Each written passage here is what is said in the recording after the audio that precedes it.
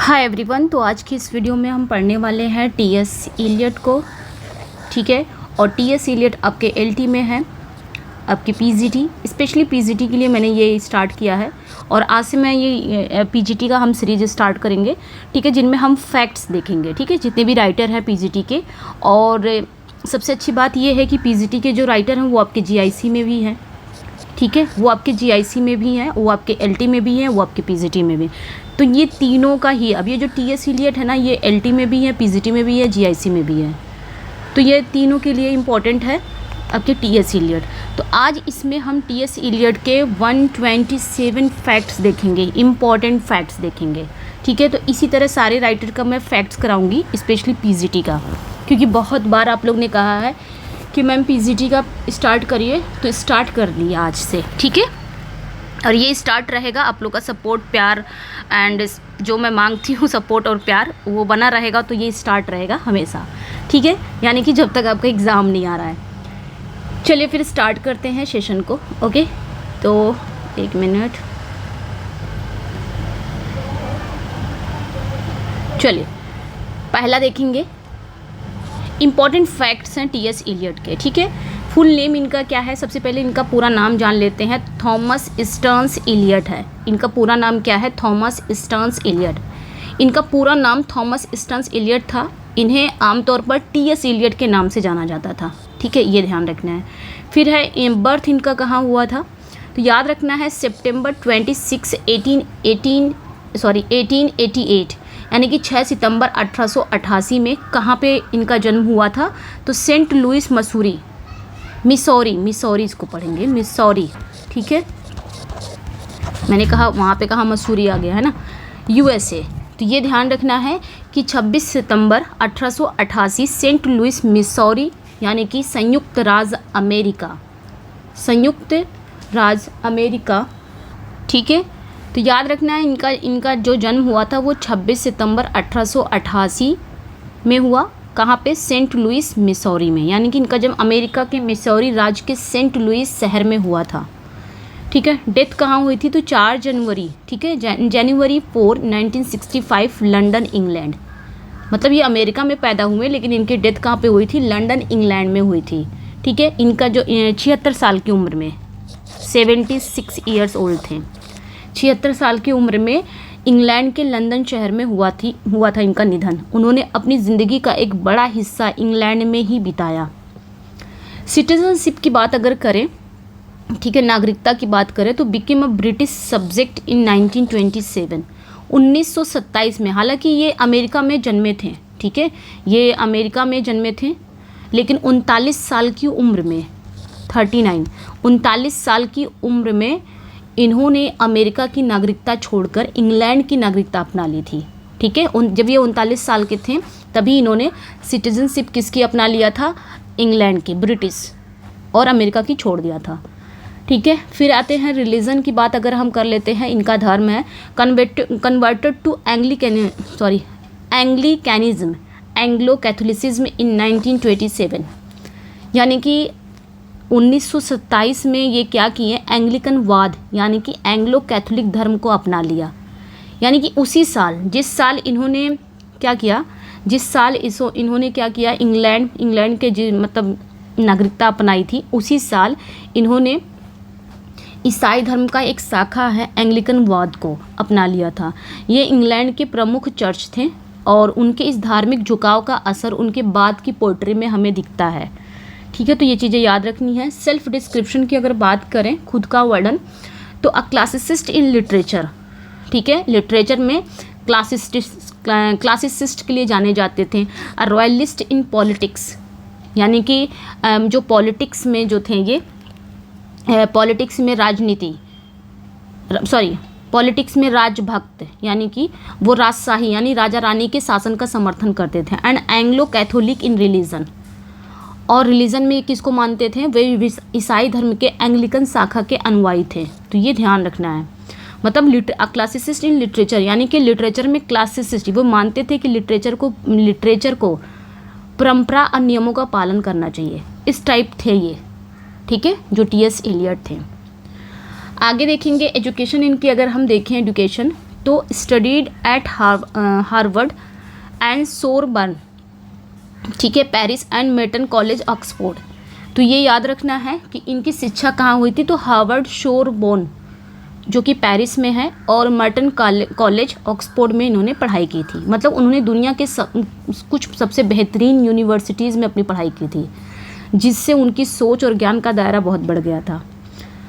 First wife की अगर हम बात करें, इनकी जो फर्स्ट वाइफ थी तो उनका नाम था विवियन हेवुड, ठीक है, विवियन हेवुड इनकी फर्स्ट वाइफ के पहली वाइफ थी, यानी कि इन्होंने 2 शादी की थी और पहली वाइफ का नाम इनका था विवियन हेवुड, जिनसे इन्होंने शादी की थी 1915 में, ठीक है। ये इनकी पहली वाइफ थी विवियन, जिनका स्वास्थ्य अक्सर ख़राब, मतलब बीमार रहती थी और वे मानसिक रूप से अस्थिर भी थी, अनस्टेबल थी, और उनकी इस पीड़ा और दर्द भरे रिश्ते के गहरा असर इलियट के जो शुरुआती पोइट्री है ना उस पर पड़ा, जिनमें अक्सर निराशा दिखाई देती है, ठीक है। तो यहाँ पे आपने ध्यान रखना है। सेकंड वाइफ कौन थी, तो ये भी ध्यान रखना है। सेकंड वाइफ का नाम रहता है एस्मे वैलेरी फ्लेचर, ठीक है, एस्मे वैलेरी फ्लेचर। इसको कैसे आप पढ़ोगे, हिंदी में लिख दे रही हूँ मैं,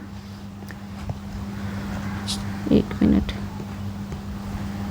ठीक है, एस्मे वैलेरी फ्लेचर,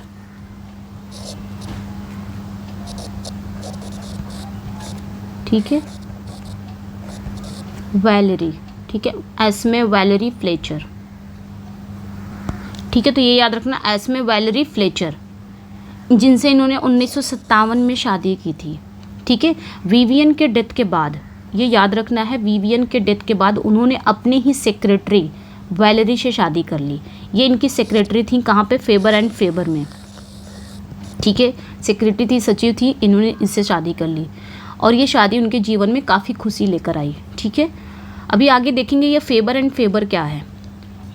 अर्ली करियर की अगर हम बात करें, वर्कड एट, अगर अर्ली करियर, शुरुआती करियर की बात करें तो worked at Lloyds bank London 1917 to 1925 in the colonial and foreign department. तो शुरुआती करियर की अगर इनकी बात करें तो 1917 से लेकर 1925 तक ये लॉयड्स बैंक लंदन में काम किए।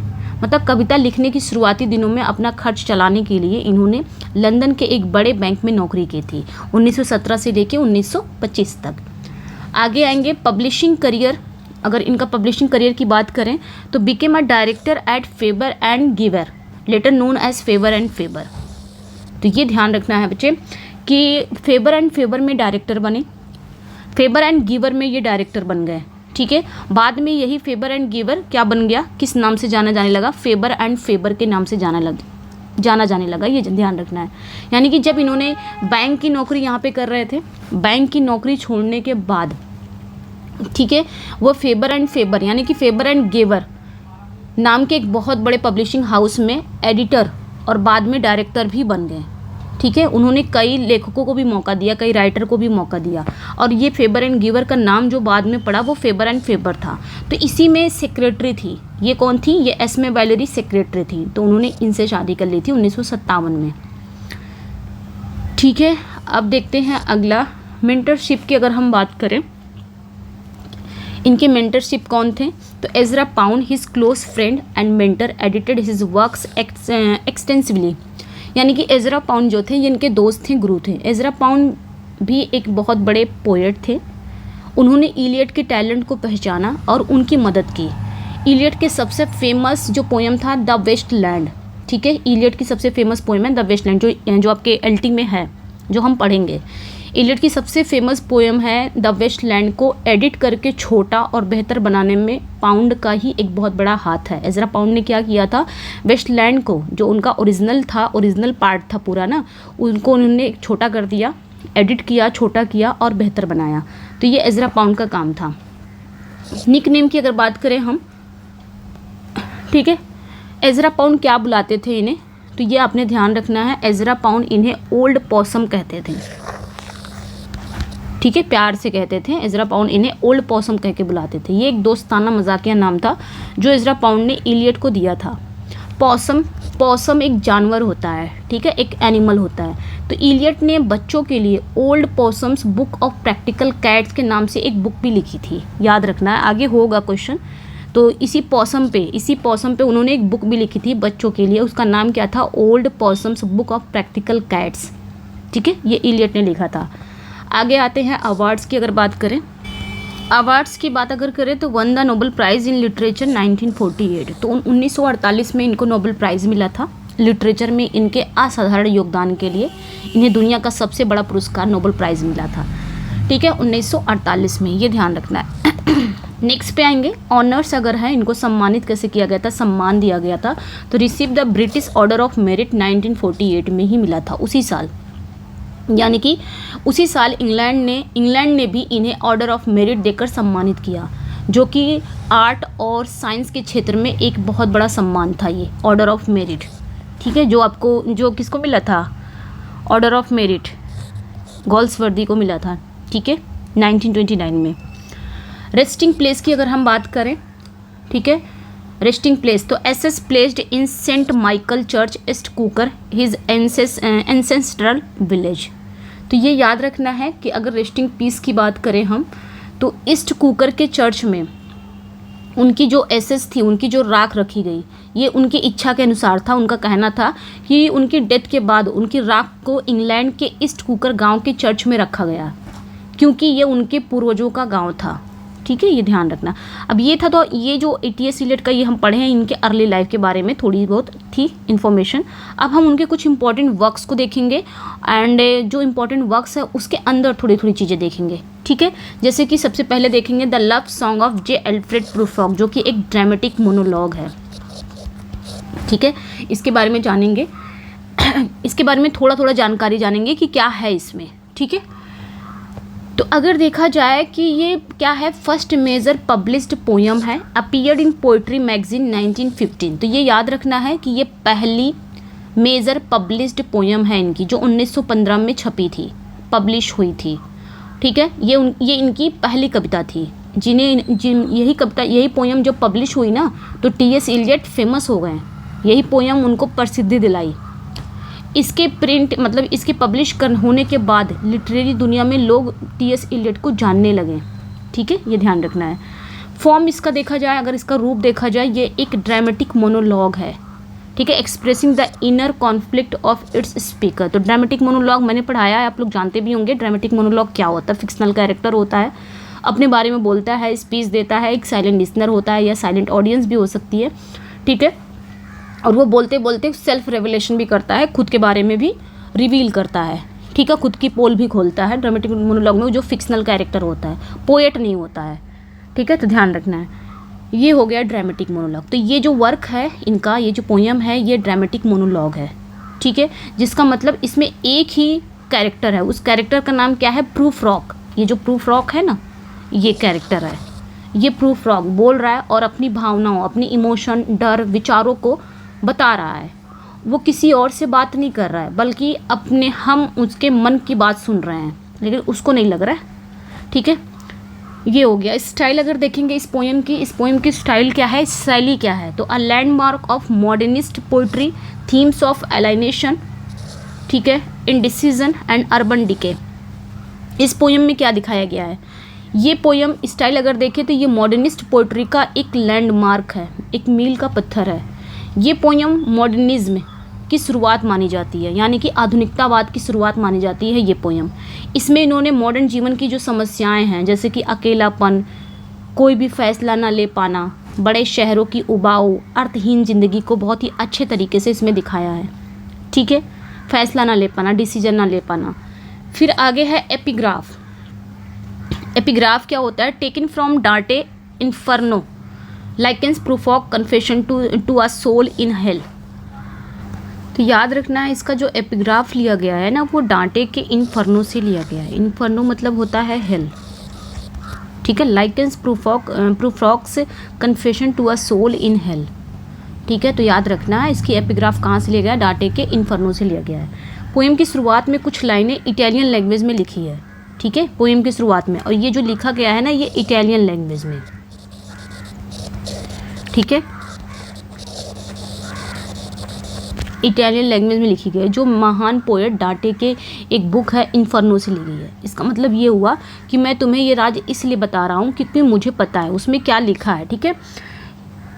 उसमें लिखा क्या है कि मैं तुम्हें ये राज इसलिए बता रहा हूँ क्योंकि मुझे पता है तुम यहाँ से ज़िंदा वापस नहीं जाओगे, इससे ये इंडिकेशन मिल रहा है कि प्रूफ्रॉग भी अपने मन की सबसे गहरी और शर्मनाक बातें हैं वो इसलिए कह पा रहा है क्योंकि उसे लगता है कि कोई उसे सच में नहीं सुन रहा है या समझ रहा है। ठीक है, तो एपिग्राफ आपने याद रखना है। ओपनिंग लाइन इसकी क्या है? इसकी ओपनिंग लाइन अगर है, मतलब यहाँ पे प्रूफ्रॉग ना कन्फेशन करता है। ठीक है, इसकी ओपनिंग लाइन है let us go then you and I when the evening is spread out against the sky. ये आपने याद रखना, ये इसकी ओपनिंग लाइन है। मतलब पोएम जब शुरुआत होती है तो यही लाइन आती है। ऐसा लगता है ये लाइन क्या है? Let us go then you and I, चलो फिर तुम और मैं, जब शाम आसमान पर फैली हो। ऐसा लग रहा है ये एक इनविटेशन जैसा लग रहा है ना, एक ये जो लाइनें लग रही है ये एक निमंत्रण जैसी लग रही है। लेकिन जिस शाम के बारे में यहाँ पे वर्णन किया गया है, बताया गया है, वो बहुत उदास है और बेजान है, जैसे ऑपरेशन टेबल पर कोई मरीज लेटा हो। तो ये शुरुआत से ही कविता निराशावादी माहौल को तय करती है। यानी कि ये जो पोएम स्टार्ट हो रही है ना, शुरुआत से लग रहा है कि ये कैसा माहौल बना रही है, कैसा मूड बना रही है, बहुत ही निराशावादी। ठीक है, क्योंकि यहीं से शुरू हो रहा है। यू एंड आई की अगर हम बात करें तो इसमें पूछा गया है कि यू और I often interpreted as the divided self of the speaker. अक्सर इसे बोलने वाले, ठीक है, बोलने वाले डिवाइडेड हुए मन के रूप में देखा जाता है। यानी कि इस लाइन में जो यू एंड आई का यूज़ हुआ है, इसका मतलब क्या हुआ ये क्लियर नहीं है। बहुत से क्रिटिक मानते हैं कि ये प्रूफ्रॉग का एक डिवाइडेड, यानी कि एक बटा हुआ व्यक्तित्व है, एक डिवाइडेड सेल्फ है। यानी कि या तो ये यू को क्या बोल रहा है, जैसे मैं को बोल रहा है, तो मैं वो पार्ट है जो बाहर जाकर दुनिया का सामना करना चाहता है, और यू वो पार्ट है जो डरपोक है, उसे रोकता है और सवाल करता है। ठीक है, ध्यान रखना। आगे देखेंगे तो माइकल एंजेलो मोटिव, यानी कि women come and go talking to Michelangelo symbolising an elite culture world alien to Prufrock. तो इसमें क्या होता है, इसमें माइकल एंजेलो मोटिव यानी कि बार बार महिलाएं आती जाती हैं, माइकल एंजेलो की बातें करती हैं। तो ये लाइनें बार बार इस पोएम में आती हैं। ठीक है, ये लाइनें जो लाइनें हैं women come and go talking of Michael Angelo, तो ये जो लाइनें हैं ना इस पोएम में बार बार आती हैं। यहाँ उनका नाम जो है ये एलीट क्लास और कला की दुनिया को मतलब सिंबल है, प्रतीक है। ऐसा प्रूफ्रॉग को लगता है कि वो इस दुनिया का हिस्सा नहीं है और ये महिलाएं उसे कभी नहीं समझेंगी। वो इस माहौल में खुद को बहुत अकेला और बाहरी महसूस करता है। ठीक है, अगर मैं एक थोड़ी सी कहानी इसकी बताऊं जो आपके the love song of J Alfred Prufrock T S. Eliot का है। ये एक मॉडर्न पोइट्री है। ठीक है, इसमें एक कैरेक्टर है जे एल्फ्रेड प्रूफ्रॉग नाम का, एक बहुत ही चिंतित और आत्म जागरूक कैरेक्टर है। ठीक है, पर्सन है जो एक ड्रामेटिक मोनोलॉग बोलता है, अंदर की मतलब अपना जो उसके अंदर जो भी है वो एक्सप्रेस कर रहा है। तो पोएम में जो प्रूफ्रॉग है वो अपने सामाजिक, यानी कि जो भी उसकी स्पेशली जो भी उसकी अंतःक्रिया है, यानी कि जो उसकी क्रियाएं हैं, जो उसके एक्शन है स्पेशली महिलाओं के साथ, वो अपनी असुरक्षाओं और अलगाव की भावना पर विचार करता है। मतलब वो अपनी इमोशन को व्यक्त करता है और अपने जीवन में अर्थ खोजने के लिए संघर्ष करता है। इसमें वो कैरेक्टर है प्रूफ्रॉग। कहानी क्या होती है कि कविता एक सामाजिक समारोह में प्रूफ्रॉग के आंतरिक विचारों और भावनाओं को दिखाती है। ठीक है, वो एक ऐसी महिला से बात करने से इच्छा रखता है, लेकिन अपनी चिंताओं और असुरक्षाओं के कारण ऐसा करने में वो असमर्थ है। ठीक है, वो खुद को दूसरों से अलग महसूस करता है, उसे डर है कि कहीं उसका मजाक न बन जाए। तो जो प्रूफ्रॉग नाम का जो कैरेक्टर है ना, थोड़ा अलग रहता है, अलग थलग, अकेलापन, क्योंकि प्रूफ्रॉग खुद को समाज से अलग थलग महसूस करता है और उसे दूसरे से जुड़ने में बहुत मुश्किल होती है। तो यही है प्रूफ्रॉग की। ठीक है, चलिए आगे बढ़ते हैं। अगर पूरी कहानी बताने लग जाएंगे तो हम कैसे करेंगे 127 फैक्ट। ठीक है, किसी दिन पढ़ेंगे इसको। अब आगे आते हैं। अगला जो है ये हमने समझा भी। ठीक है, इसमें मैंने बताया कि ये जो लाइनें हैं बार बार आती हैं, मतलब वो चाहता औरतों से बात करना, लेकिन फिर डर जाता है कि औरतें क्या सोचेंगी मेरे बारे में। तो प्रूफ्रॉग को लगता है वो इस दुनिया का हिस्सा नहीं है और ये महिलाएं उसे कभी नहीं समझेंगी, और वो इस माहौल में खुद को बहुत अकेला और बाहरी महसूस करता है। ठीक है, ट्रिवियल लाइफ वो जीता है। कैसी trivial life? He measures out his life with coffee spoons, image of monotony and smallness. मतलब ट्रिवियल लाइफ, वो अपनी ज़िंदगी को ना ट्रिवियल लाइफ समझता है, मतलब वो अपनी ज़िंदगी को ना कॉफ़ी के चम्मचों से नापता है। ये एक बहुत ही फेमस लाइन है। He measures out the his life with coffee, ये लाइनें भी आती हैं। ठीक है, बहुत ही फेमस लाइन है, छोटी सी लाइन है, बहुत ही फेमस लाइन है। इसका मतलब ये हो गया कि प्रूफॉक का जो जीवन है वो बहुत ही छोटा है, नीरस है और महत्वहीन है। जैसे कॉफ़ी के जो चम्मच होता है ना, वो बहुत ही छोटा और एक जैसे होते हैं, वैसे ही उसकी ज़िंदगी बहुत ही छोटी छोटी है, उबाऊ है और एक जैसी घटनाओं से बनी है। उसमें कोई बड़ा रोमांचक पल नहीं है। किसके? प्रूफॉक के जीवन में। अर्बन फॉग की इन्होंने बात की है, ठीक है, इसमें इन्होंने अर्बन फॉग की बात की है, ठीक है, शहरी जो कोहरा है उसमें इन्होंने बात की है, शहरी कोहरा। The yellow fog rubbing it's back on window panes and image of, इसे क्या बोलेंगे, इसे हम ज़ूमॉर्फिज्म बोलते हैं। इसमें इलियट ने क्या बात किया है, इलियट ने शहर के पीले कोहरे का वर्णन किया है। यानी कि जो अर्बन फॉग होता है, जो कोहरा होता है, उसको इन्होंने क्या कहा है, पीला फॉग, मतलब येलो फॉग। येलो फॉग जो खिड़की के शीशों से अपनी पीठ रगड़ता है। मीन्स यहाँ पे इलियट ने शहर के जो पीले कोहरे हैं उसके बारे में बताया है, उसके बारे में वर्णन ऐसे किया है जैसे एक बिल्ली है जो विंडो से खुद को रगड़ रही है और सो जाती है।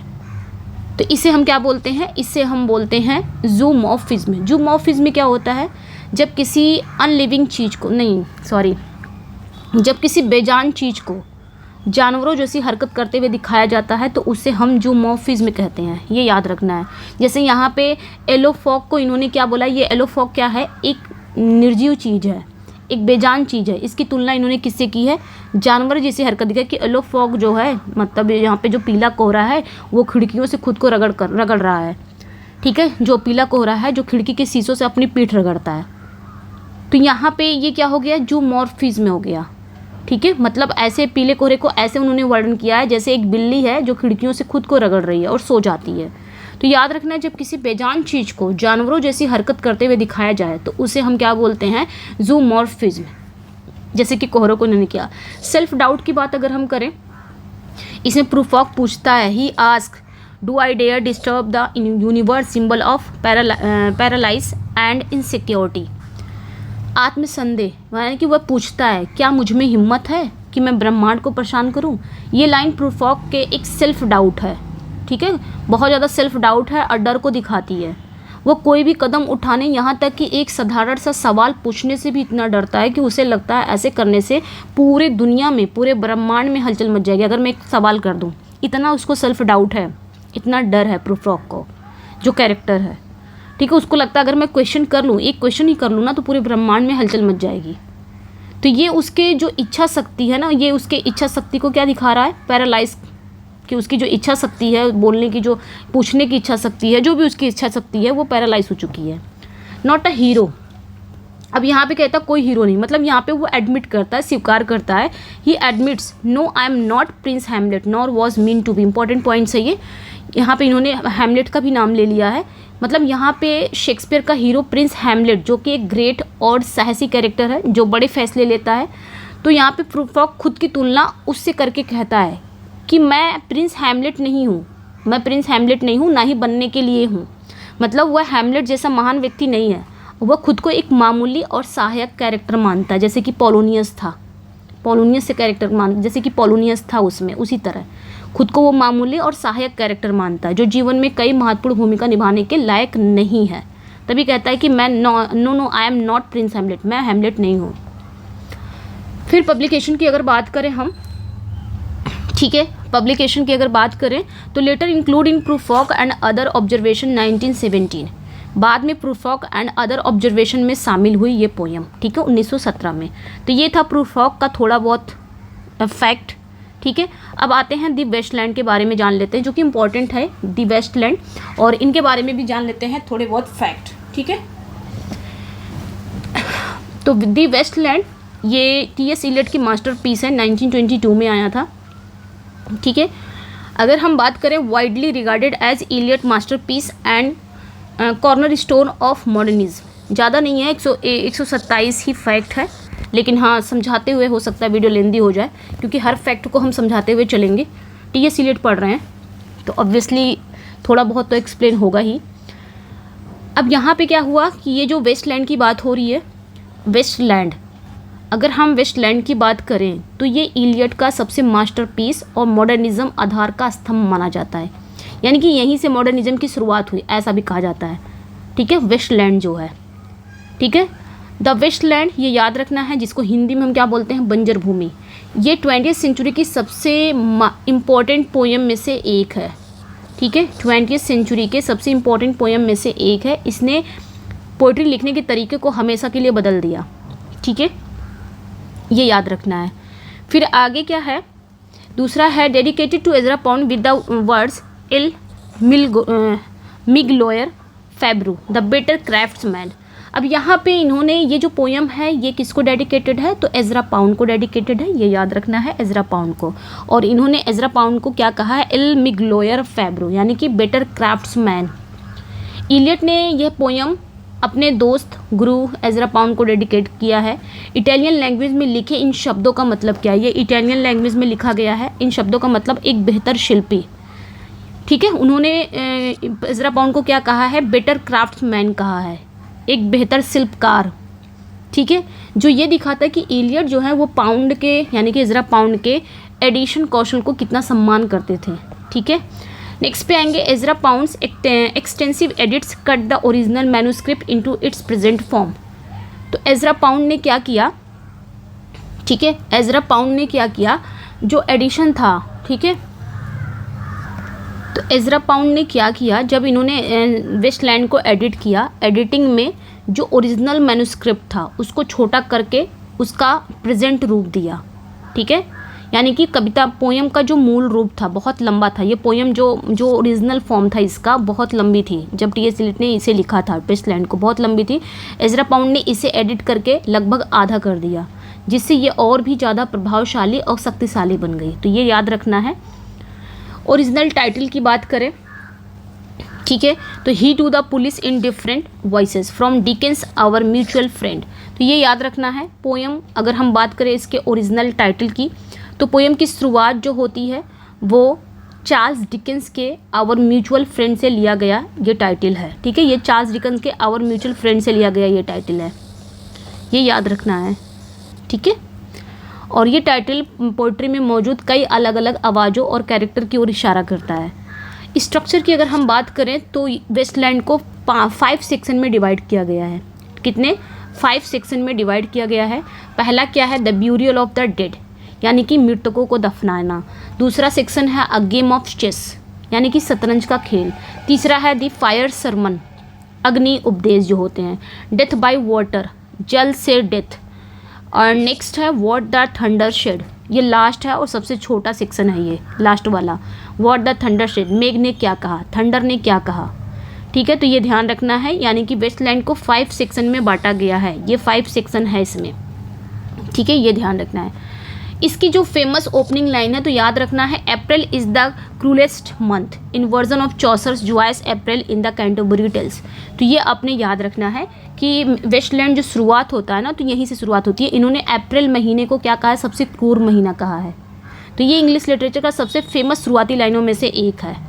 और वहीं पे देखेंगे चौसर की द कैंटरबरी टेल्स जब स्टार्ट होता है तो उन्होंने अप्रैल के महीनों को क्या कहा है, चौसर ने अप्रैल के महीने को वसंत और खुशी का महीना बताया है। ठीक इसके विपरीत टी.एस. इलियट ने अप्रैल के महीने को क्या कहा है, क्रूलेस्ट, ठीक है, क्रूएलेस्ट, यानी कि क्रूर महीना बताया है, ठीक है। सेम उल्टा, इलियट के लिए अप्रैल महीना क्रूर है क्योंकि ये यादें ताज़ा करता है और एक बेजान दुनिया में जीवन लाने की झूठी उम्मीद जगाता है, जो अप्रैल का महीना है।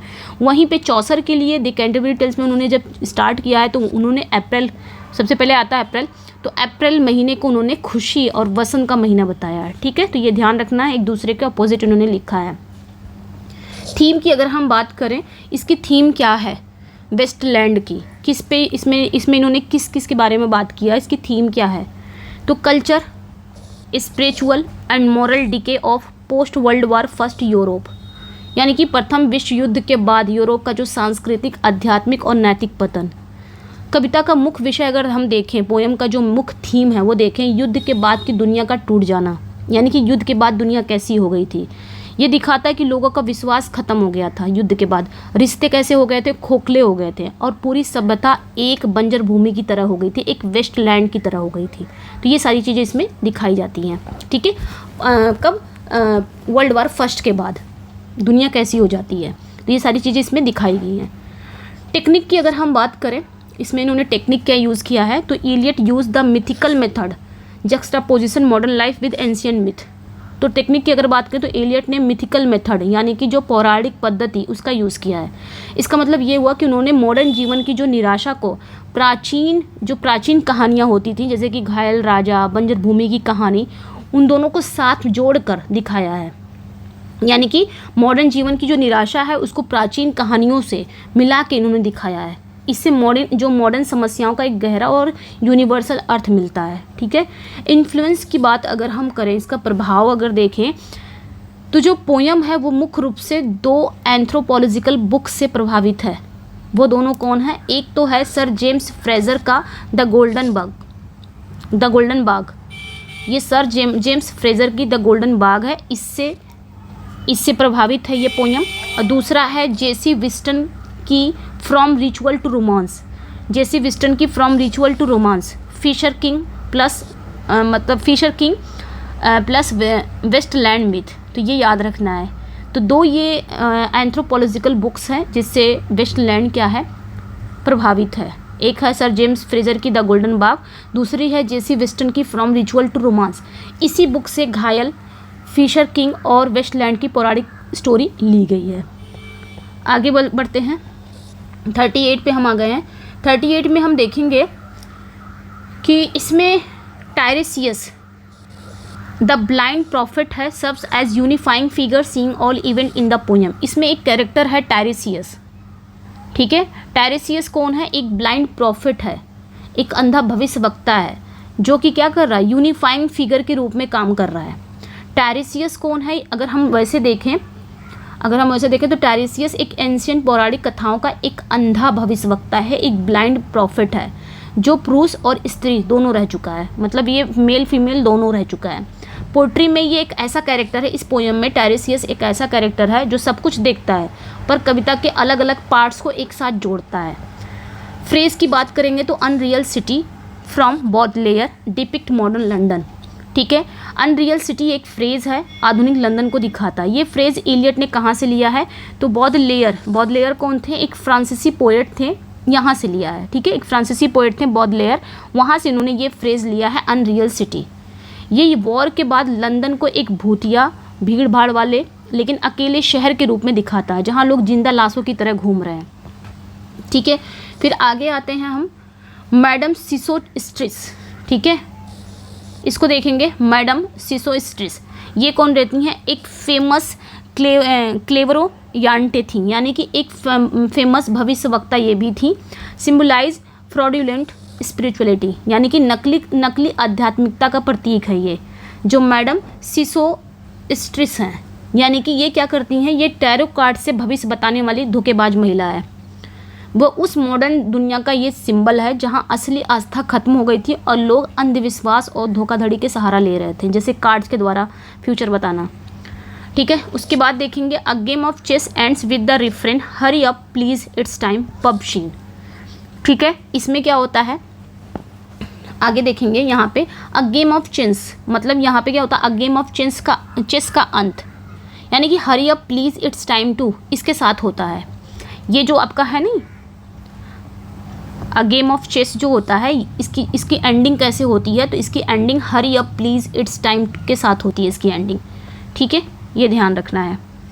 अब ये क्या है, इसको समझ लेते हैं। हरी अप प्लीज इट्स टाइम क्या है?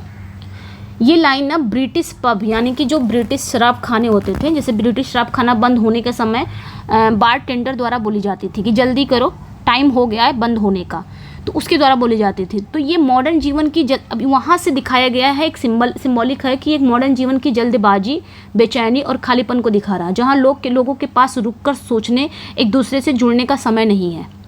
ठीक है, उसी तरह जिस तरह उस पब में बंद होने का टाइम हो गया है, लोग कहते हैं हरी अब जल्दी करो, टाइम हो गया है, तो उसी तरह इंसानों को अगर देखो तो आज की दुनिया जो है, मॉडर्न जीवन की जो जल्दबाजी है, बेचैनी है, खालीपन को दिखाता है, जहाँ लोगों के पास रुककर सोचने, एक दूसरे से जुड़ने का समय नहीं है। फिर अगला ये सब आपके उसी में है। इसी के साथ आपका क्या ख़त्म होता है ये याद रखना है, जो आपका अ गेम ऑफ चेस का अंत होता है इसी लाइन के साथ। उसके बाद क्या होता है 42 पे आ गए हैं। The fire sermon alludes to Buddha's sermon and depict the loveless encounter of the typist and the young man young man carbuncular. यहाँ पे क्या कहा जा रहा है, द वेस्टलैंड जारी है अभी, यहाँ पे भी वेस्टलैंड का आगे पूछा जा रहा है कि इसमें एक कैरेक्टर है द फायर सरमन। ठीक है, फायर सरमन को इन्होंने बताया है, ये क्या है, ये बुद्ध के उपदेश को रेफरेंस करते हैं। ठीक है, मतलब पोयम में तीसरे भाग, पोयम अपने तीसरे सेक्शन में पहुंच गई है और पोयम का तीसरा सेक्शन जो है उसका टाइटल जो है वो भगवान बुद्ध के अग्नि उपदेश से लिया गया है। ठीक है, फायर सरमन से लिया गया, भगवान बुद्ध का जो फायर सरमन है वहाँ से लिया गया है, जो पोयम का तीसरा सेक्शन है। तीसरे सेक्शन का जो टाइटल है, तीसरे सेक्शन का टाइटल क्या है, फायर सरमन, यही है ये। ठीक है, तो तीसरे सेक्शन का जो फायर सरमन है ये कहाँ से लिया गया है, इसका टाइटल तो भगवान बुद्ध के अग्नि उपदेश से लिया गया है, जिसमें उन्होंने संसारिक इच्छाओं और वासनाओं को आग के समान बताया। यानी कि संसार की जो इच्छा है, जो वासना है, वो कैसी है, एक आग की तरह है, जिनसे मुक्त होना ही चाहिए। इस पार्ट में क्या बताया है टी.एस. इलियट ने, इस पार्ट में फायर सरमन सेक्शन में टी.एस. इलियट ने क्या, एक टाइपिस्ट लड़की को एक मुहासे वाले कलर के बीच एक प्रेम को दिखाया है। ठीक है, प्रेम रहित यौन संबंध के बारे में बताया है। ठीक है, जो मॉडर्न जीवन के रिश्तों को खोखलेपन और वासना को दिखाता है। आगे आएंगे डेथ बाय वाटर, ये 4th सेक्शन है। ठीक है, ये 4th सेक्शन में इन्होंने क्या दिखाया है, 4th सेक्शन जो है डेथ बाय वाटर, ये सबसे छोटा सेक्शन है। द शॉर्टेस्ट सेक्शन रिकाउंट्स, एक minute, the shortest section recounts, ठीक है, death by water the shortest section recounts Phlebas the Phoenician drowning. ठीक है, तो डेथ बाय वाटर ये सबसे छोटा सा सेक्शन है, सबसे शॉर्टेस्ट सेक्शन है। इसमें ये एक फ्लेबस नामक व्यापारी के डूबने के बारे में बताते हैं कि एक फ्लेबस नामक व्यापारी रहता है, वो कैसे डूबता है, इसमें इन्होंने इसके बारे में वर्णन किया है। ठीक है, ये सबसे छोटा, केवल 10 आई थिंक ये ना केवल 10 लाइनों का सेक्शन है, 10 लाइन्स, ये इतना छोटा है, शॉर्टेस्ट सेक्शन है। इसमें इन्होंने फ्लेबस नाम का एक फिनिशियन के डूबने की कहानी बताई है। फ्लेबस नाम का एक फिनिशियन है, ये फिनिशियन एक प्राचीन व्यापारी है, इसके डूबने की कहानी बताई है। उसकी डेथ एक चेतावनी है, इसकी जो डेथ है ना ये एक चेतावनी है। हम सभी, ये चेतावनी है कि हम सभी क्या है, नश्वर हैं, हम सभी मॉर्टल हैं, कि सारे मनुष्य क्या है, मॉर्टल हैं, मरणशील हैं। ठीक है, कि उनको मरना ही मरना है। और जो संसारिक लाभ है, यानी कि जो प्रॉफिट है, जो लॉस है, वो डेथ के बाद कोई मायने नहीं रखता। दुनिया की जो भी धन दौलत, वो सब कुछ यहीं रह जाएगा, वो मायने नहीं रखता, मरने के बाद वो कुछ नहीं मायने रखता। ये चीज़ें दिखाती हैं। साथ साथ ये दिखा रहा है कि वो पानी में डूबा हुआ, पानी से मरा है, तो पानी में डूब के मरना ये एक आध्यात्मिक शुद्धि का प्रतीक हो सकता है, तो ये ध्यान रखना है। फिर उसके बाद ये लास्ट आपका आ जाता है what the thunder said. 5 section में आ जाते हैं, तो 5 सेक्शन में क्या बताया जाता है, ड्रॉज फ्रॉम द बृहदरण्यक उपनिषद। तो ये याद रखना है, ये जो पोयम है, पोयम का लास्ट और सबसे आशावान, ये आपका सब बोल सकते हो सबसे होपफुल सेक्शन है, भारत के सबसे पुराने उपनिषदों में से है एक। ठीक है, तो ये ध्यान रखना है, जिसमें उन्होंने बृहदरण्यक उपनिषद की एक कहानी पर बेस्ड है। ये जो लास्ट सेक्शन है ना, ये एक बृहद, तो याद रखना है, ये जो व्हाट द थंडर सेड है, ये किस पर बेस्ड है, ये बृहदरण्यक उपनिषद की एक कहानी पर बेस्ड है। इसमें वेस्टलैंड पर बादल गरजते हैं, यानी कि बंजर भूमि पर बादल गरजते हैं और आध्यात्मिक मुक्ति का मार्ग दिखता है। तो याद रखना है, यहाँ पे क्या होता है, जब वो थंडर गरजता है, थंडर जब गरजता है, वो जो मेघ, ठीक है, थंडर, तो थंडर की 3 कमांड्स होते हैं, 3 आदेश होती हैं, 3 आज्ञाएं होती हैं। क्या होती हैं, पहला होता है दत्ता, दत्त जिसे बोला जाता है। दूसरा क्या होता है, दूसरा होता है दैध्वम, जिन्हें हम सिंपथीज कहते हैं। तीसरा क्या होता है, दम्यत, जिन्हें हम कंट्रोल कहते हैं। ये 3 कमांड्स हैं किसके, थंडर के, बहुत इंपॉर्टेंट है, यहाँ से अगर पूछ सकता है क्वेश्चन, तो ये ध्यान रखना है। यानी कि इस जिस उपनिषद पर ये बेस्ड है, बृहदरण्यक उपनिषद पर बेस्ड है, तो इस कहानी की, इस उपनिषद की कहानी के अनुसार गरजते हुए बादल दा की ध्वनि, यानी कि दा की साउंड 3 बार करते हैं, जिसका मतलब ये हुआ कि देवता, मनुष्य और असुर अपने अपने स्वभाव के अनुसार निकालते हैं। इलियट इन तीनों कमांड्स को मॉडर्न दुनिया के उद्धार का मार्ग बताते हैं। ठीक है, जैसे कि दत्ता जो है, जिसको हम दत्त बोलते हैं, यानी कि इसका मतलब गिव, दान दो, यानी कि स्वयं को समर्पित करो। दूसरा है क्या आपका द्वैध्वम, ठीक है, दैध्वम, इसका मतलब क्या हुआ, सिंपथीज, दया करो, दूसरे के दर्द को समझो। दम्यत क्या हुआ, कंट्रोल, दमन करो, अपनी इंद्रियों, अपनी इच्छाओं पर कंट्रोल करो, इसका मतलब ये हुआ।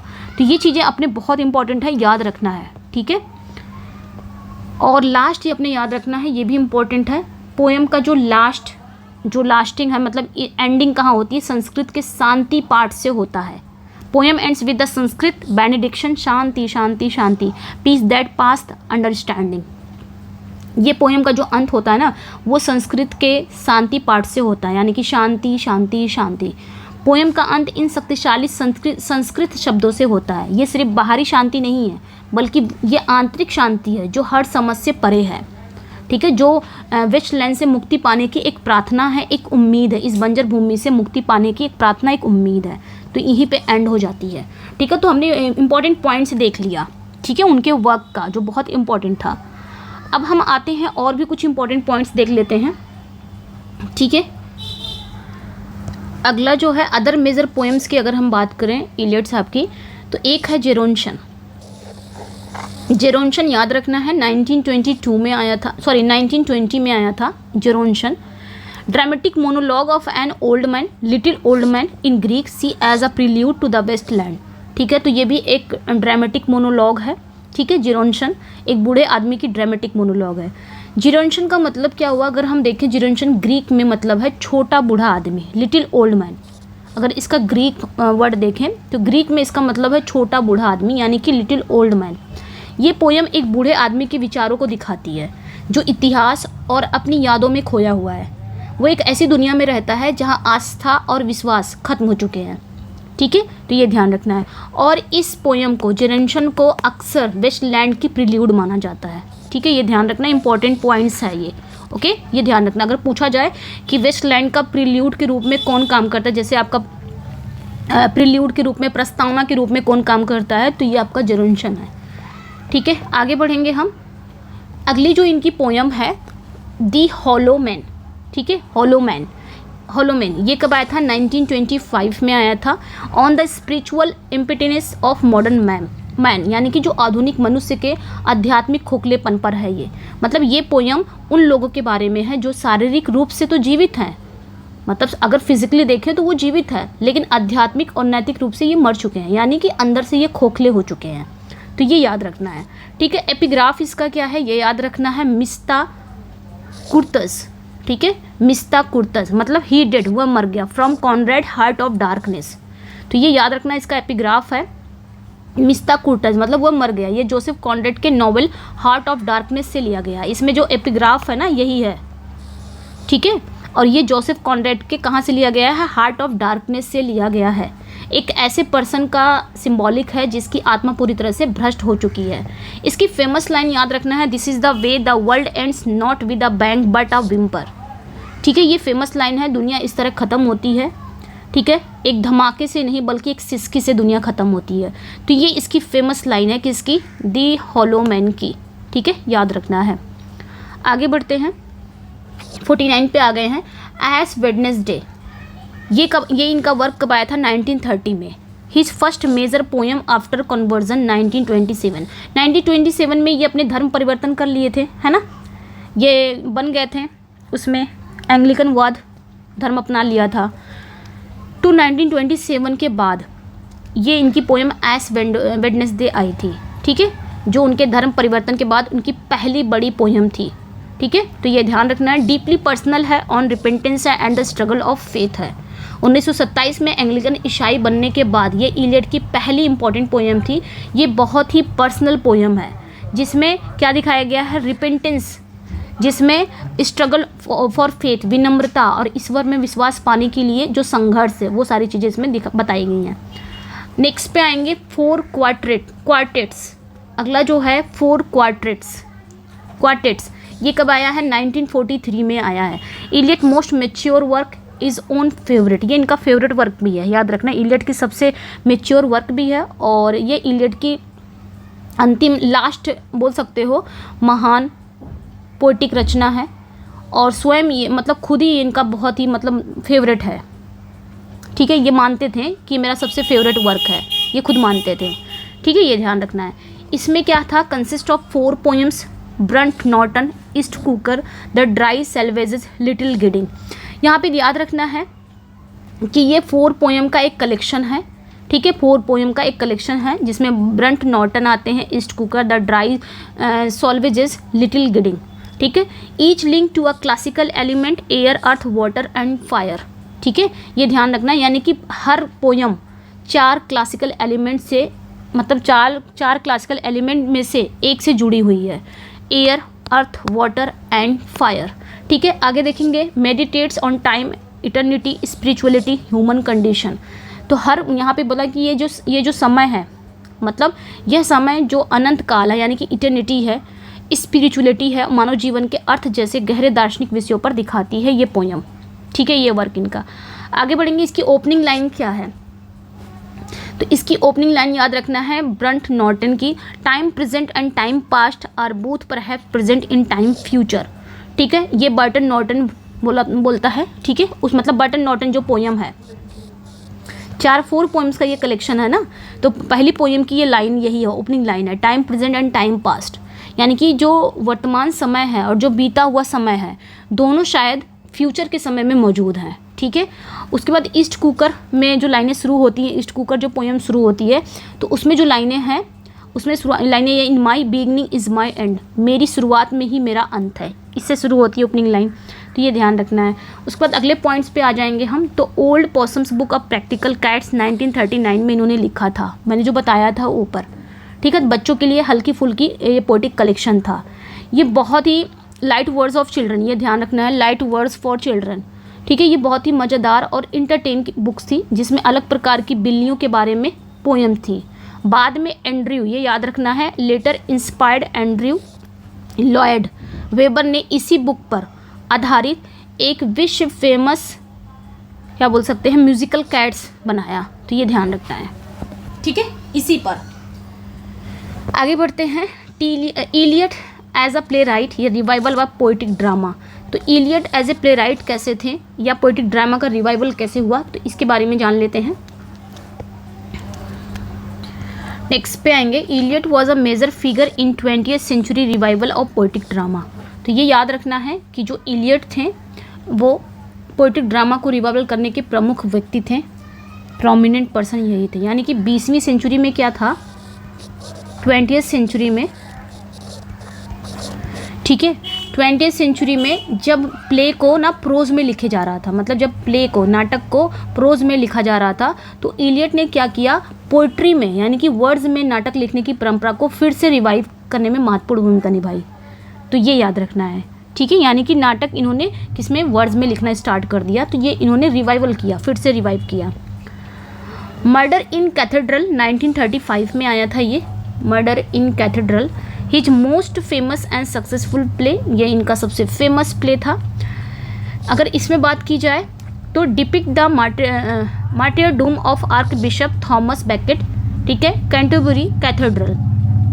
अब इसमें क्या बताया जा रहा है कि ये जो प्ले है ना, ये 12वीं सेंचुरी, ठीक है, 12, आप बोल सकते हैं 12 सेंचुरी,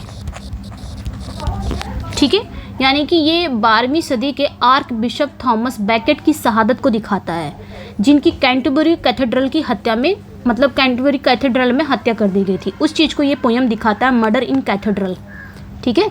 तो 12वीं शताब्दी में क्या हुआ कि आर्क बिशप थॉमस बैकेट की शहादत, मतलब बैकेट की शहादत को दिखाया गया, जिनकी कैसे डेथ हो गई थी, कैंटरबरी कैथेड्रल में हत्या हो गई थी, तो ये याद रखना है, ठीक है। नेक्स्ट पॉइंट पे आएंगे। अच्छा, यहाँ तो ये वाला पॉइंट तो छूट ही गया, ये वाला, written for the Canterbury Festival. तो ये याद रखना है कि इसे कैंटरबरी फेस्टिवल के लिए लिखा गया था, किसे, जो आपका ये है मर्डर इन द कैथेड्रल। फिर आगे आएंगे the coarse women of Canterbury, यानी कि कोरस जो थे, प्ले में कैंटरबरी की महिलाएं कोरस की भूमिका निभाती थी, जो आम लोगों को रिप्रेजेंट करती थी। Becket faces 4 tempters testing his spiritual resolve. Becket जो थे, बैकेट के सामने 4 टेम्पटर्स आते हैं, जो उनकी स्पिरिचुअल रिजॉल्व्स, यानी कि उनकी जो स्पिरिचुअल दृढ़ता है उसकी परीक्षा लेते हैं। इसकी फेमस लाइन क्या है, the last temptation is the greatest treason to do right the deed for the wrong reason. तो ये याद रखना है, ये इसकी फेमस लाइन है, मतलब सही काम को गलत कारण से करना। फिर अगला है the Family reunion, the Family reunion ये कब आया था? 1939 में आया था। अ मॉडर्न प्ले है बेस्ड ऑन एस्किलस द, ये याद रखना है, यूमेनिडीज़ फीचरिंग द फ्यूरीज। तो द फैमिली रियूनियन ये 1939 में एक मॉडर्न प्ले है जो ancient Greek play right Aeschylus की रचना थी, एक द यूमेनिडीज़ पर बेस्ड है। ठीक है, ये ध्यान रखना है। ठीक है, जिनको इन्होंने फ्यूरीज करके फीचर किया है, ये अपने ध्यान रखना है। आगे देखेंगे, द कॉकटेल पार्टी भी इन्हीं का है। 1949 में आया था ये cocktail party. His most commercial popular play loosely based on Euripides Alcestis. ठीक है, ये याद रखना है कि जो आपका द कॉकटेल पार्टी है 1949 में आया था, ये इनका एक व्यावसायिक रूप से सबसे लोकप्रिय प्ले था। ठीक है, पॉपुलर प्ले था जो ग्रीक प्ले राइट यूरिपिडीज के प्ले अल्सेस्टिस पर बेस्ड है। ठीक है, अगला आएगा दी कॉन्फिडेंशियल क्लर्क। 1953 में ये आया था, the confidential clerk. A modern farce है ये, मॉडल्ड ऑन यूरिपिडीज। ठीक है, ये ध्यान रखना ऑन। यहाँ पे कहा क्या जा रहा है कि दी कॉन्फिडेंशियल क्लर्क जो है ये 1953 में आया था। ये एक मॉडर्न फार्स है जो यूरिपिडीज के प्ले आयन पर बेस्ड है। ठीक है, ये ध्यान रखना है। नेक्स्ट पे आएंगे द एल्डर स्टेट्समैन। अगली बात करेंगे अगर हम, तो द एल्डर स्टेट्समैन ये 1958 में आया था। ठीक है, हिज फाइनल प्ले, ये इनका लास्ट प्ले था। Inspired by Sophocles Oedipus at Colonus, जो ग्रीक प्ले राइट थे, सोफोक्लीज के प्ले ओडिपस एंड क्लोनस से प्रेरित था। फिर Eliot as a critic and essayist. अभी ऊपर हमने देख लिया इलियट को एज ए प्ले राइट। ठीक है, अब यहाँ पे देखेंगे इलियट एज ए क्रिटिक या एज ए एसिस्ट कैसे थे। ठीक है, देखते हैं। Eliot was one of the most influential literary critic of 20th century. तो इलियट 20वीं सदी के सबसे प्रभावशाली लिटरेरी क्रिटिसिज्म में से एक थे। एक कवि, एक पोएट होने के साथ साथ ये एक बहुत ही महत्वपूर्ण लिटरेरी क्रिटिसिज्म मतलब क्रिटिक भी थे, लिटरेरी क्रिटिक भी थे। यानी कि इनके विचारों ने इंग्लिश लिटरेचर को देखने और समझने का तरीका ही बदल दिया। फिर आएगा नेक्स्ट पॉइंट पे आएंगे, his criticism heavily shaped the new criticism movement. तो अगला जो पॉइंट्स है यहाँ पे कहा जा रहा है कि उनकी क्रिटिसिज्म ने न्यू क्रिटिसिज्म मूवमेंट को बहुत प्रभावित किया। यानी कि इनकी जो क्रिटिसिज्म थी ना, वो न्यू क्रिटिसिज्म को ज़्यादा प्रभावित किया। न्यू क्रिटिसिज्म क्या था? न्यू क्रिटिसिज्म लिटरेरी क्रिटिसिज्म का एक स्कूल था जो मानता था कि किसी पोइट्री या किसी कहानी का अर्थ उसके शब्दों और उसके स्ट्रक्चर में ही निहित होता है। मतलब अगर किसी कविता, जैसे कोई पोयम है, जैसे कोई कहानी है, उसका अर्थ हमें कहाँ मिलेगा? उसी के वर्ड्स में मिलेगा, उसी के स्ट्रक्चर में ही मिलेगा, ना कि राइटर के जीवनी, राइटर की बायोग्राफी या उसके इंटेंशन में नहीं मिलता। तो इलियट के विचारों ने इस मूवमेंट को एक मजबूत आधार प्रदान किया। ये न्यू क्रिटिसिज्म का मानना था कि अगर आप किसी बुक, किसी पोयम या किसी कहानी का अर्थ ढूंढ रहे हो या उसको इवैल्यूएट कर रहे हो, तो उसके शब्दों और स्ट्रक्चर में ही है। उसके शब्दों को इवैल्यूएट करो, एनालिसिस करो, उसके शब्दों को, उसके स्ट्रक्चर को एनालिसिस करो, ना कि उस कहानी के राइटर की जीवनी को एनालिसिस करने लग जाओ या राइटर के इरादे को। तो ये न्यू क्रिटिसिज्म का मानना था जो इलियट ने काफ़ी प्रभावित किया था। ठीक है, आगे आते हैं। ट्रेडिशन एंड इंडिविजुअल टैलेंट की बात करें। ठीक है, तो 1999 की बात कर रहे हैं। अब यहाँ पे क्या हुआ कि हिज मोस्ट इम्पॉर्टेंट एस्से, इनका सबसे महत्वपूर्ण ये एस्से था, advocates impersonality of the poet. ठीक है, यानी कि ये इलियट का सबसे फेमस और सबसे प्रभावशाली एस्से है। इसमें इन्होंने कुछ क्रांतिकारी विचार प्रस्तुत किए। ये जो ट्रेडिशन एंड इंडिविजुअल टैलेंट, ये एस्से है। ठीक है, ये एस्से 1919 में आया था और इसमें उन्होंने कुछ अपने क्रांतिकारी विचार बताए हैं, जैसे कि advocates impersonality of the poets. ठीक है, मतलब पोएट की इम्पर्सनैलिटी, जैसे इलियट ने कहा कि कविता जो, जैसे इलियट ने क्या कहा था, तो इसका मतलब क्या हुआ? Advocates impersonality of the poet, यानी कि पोएट की इम्पर्सनैलिटी। मतलब इलियट का कहना ये था कि पोइट्री जो है, मतलब कविता, पोएट की पर्सनल भावनाओं की अभिव्यक्ति नहीं है। जैसे कि रोमांटिसिज्म क्या करते थे, जो रोमांटिक पोएट होते लाइक वर्ड्सवर्थ वगैरह, तो ये लोग, वर्ड्सवर्थ, कीट्स वगैरह, तो ये लोग क्या करते थे, अपनी भावनाओं, यानी कि उनके जो इमोशन हैं, जो भी उनके इमोशन आते थे वो पोइट्री में लिख देते थे। मतलब अभिव्यक्त कर देते थे, आर्टिकुलेट कर देते थे। तो इलियट इसके खिलाफ थे। इलियट का कहना ये था कि जो पोइट्री आप लिख रहे हो वो पोएट की पर्सनल भावनाओं की अभिव्यक्ति नहीं है। एक अच्छा पोएट अपनी भावनाओं को, अपने इमोशन को कला में बदलने के लिए खुद को एक माध्यम बनाता है, ना कि अपनी निजी कहानी उसमें सुनाता है। तो ये मतलब था, ठीक है, ये इलियट का मतलब था कि अगर आप पोइट्री लिख रहे हो तो अपनी भावनाओं को ना कला में बदलो, आर्ट में बदलो, खुद का माध्यम बनाओ, खुद को मतलब खुद की कहानी मत सुनाओ उसमें कि आप क्या भाव, क्या सेंस फील कर रहे हो, क्या इमोशन आपका है, वो मत बताओ। ये इलियट का मानना था, तो ये इन्होंने कहा। फिर है defined tradition as a something to be obtain by great labour. आगे इन्होंने क्या बताया इस एस्से में, कुछ क्रांतिकारी विचार यहाँ पे प्रस्तुत इन्होंने किया। इनका जो सेकंड क्रांतिकारी विचार ये था कि इन्होंने ट्रेडिशन को कैसे डिफाइन किया। ट्रेडिशन, परंपरा, उन्होंने कहा जो ट्रेडिशन है, जो परंपरा है, कोई ऐसी चीज़ नहीं है जो विरासत में मिलती है, बल्कि इसे बड़ी मेहनत से हासिल करना पड़ता है ट्रेडिशन को। इसका मतलब ये हुआ कि एक पोएट को अपने से पहले के पूरे यूरोपीय लिटरेचर का गहरा ज्ञान होना चाहिए, इनका ये मतलब था। फेमस डिक्टम की बात अगर करें, फेमस कथन है ये, poetry is not a turning loose of emotion but an escape from emotion and escape from personality. ये इनका कहना था, जो पोएट्री है वो भावनाओं को खुला छोड़ देना नहीं है। मतलब पोएट्री जो कविता है, जो पोयम है, इमोशन को खुला छोड़ देना नहीं है, बल्कि भावनाओं को पलायन करना है, पलायन करना है ये। या फिर जैसे कोई चीज़, अब अगर आप पोइट्री लिख रहे हो, अभी मैंने समझाया, पोइट्री लिख रहे हो, अपने इमोशन को कला में बदलने की कोशिश करो। एक अच्छा पोइट यही करेगा, ये नहीं कि अपनी निजी कहानी सुनाने लग जाएगा, वो क्या फील कर रहा है, क्या उसकी भावना है, जैसे कि रोमांटिक पोएट करते थे, तो उनके खिलाफ थे ये।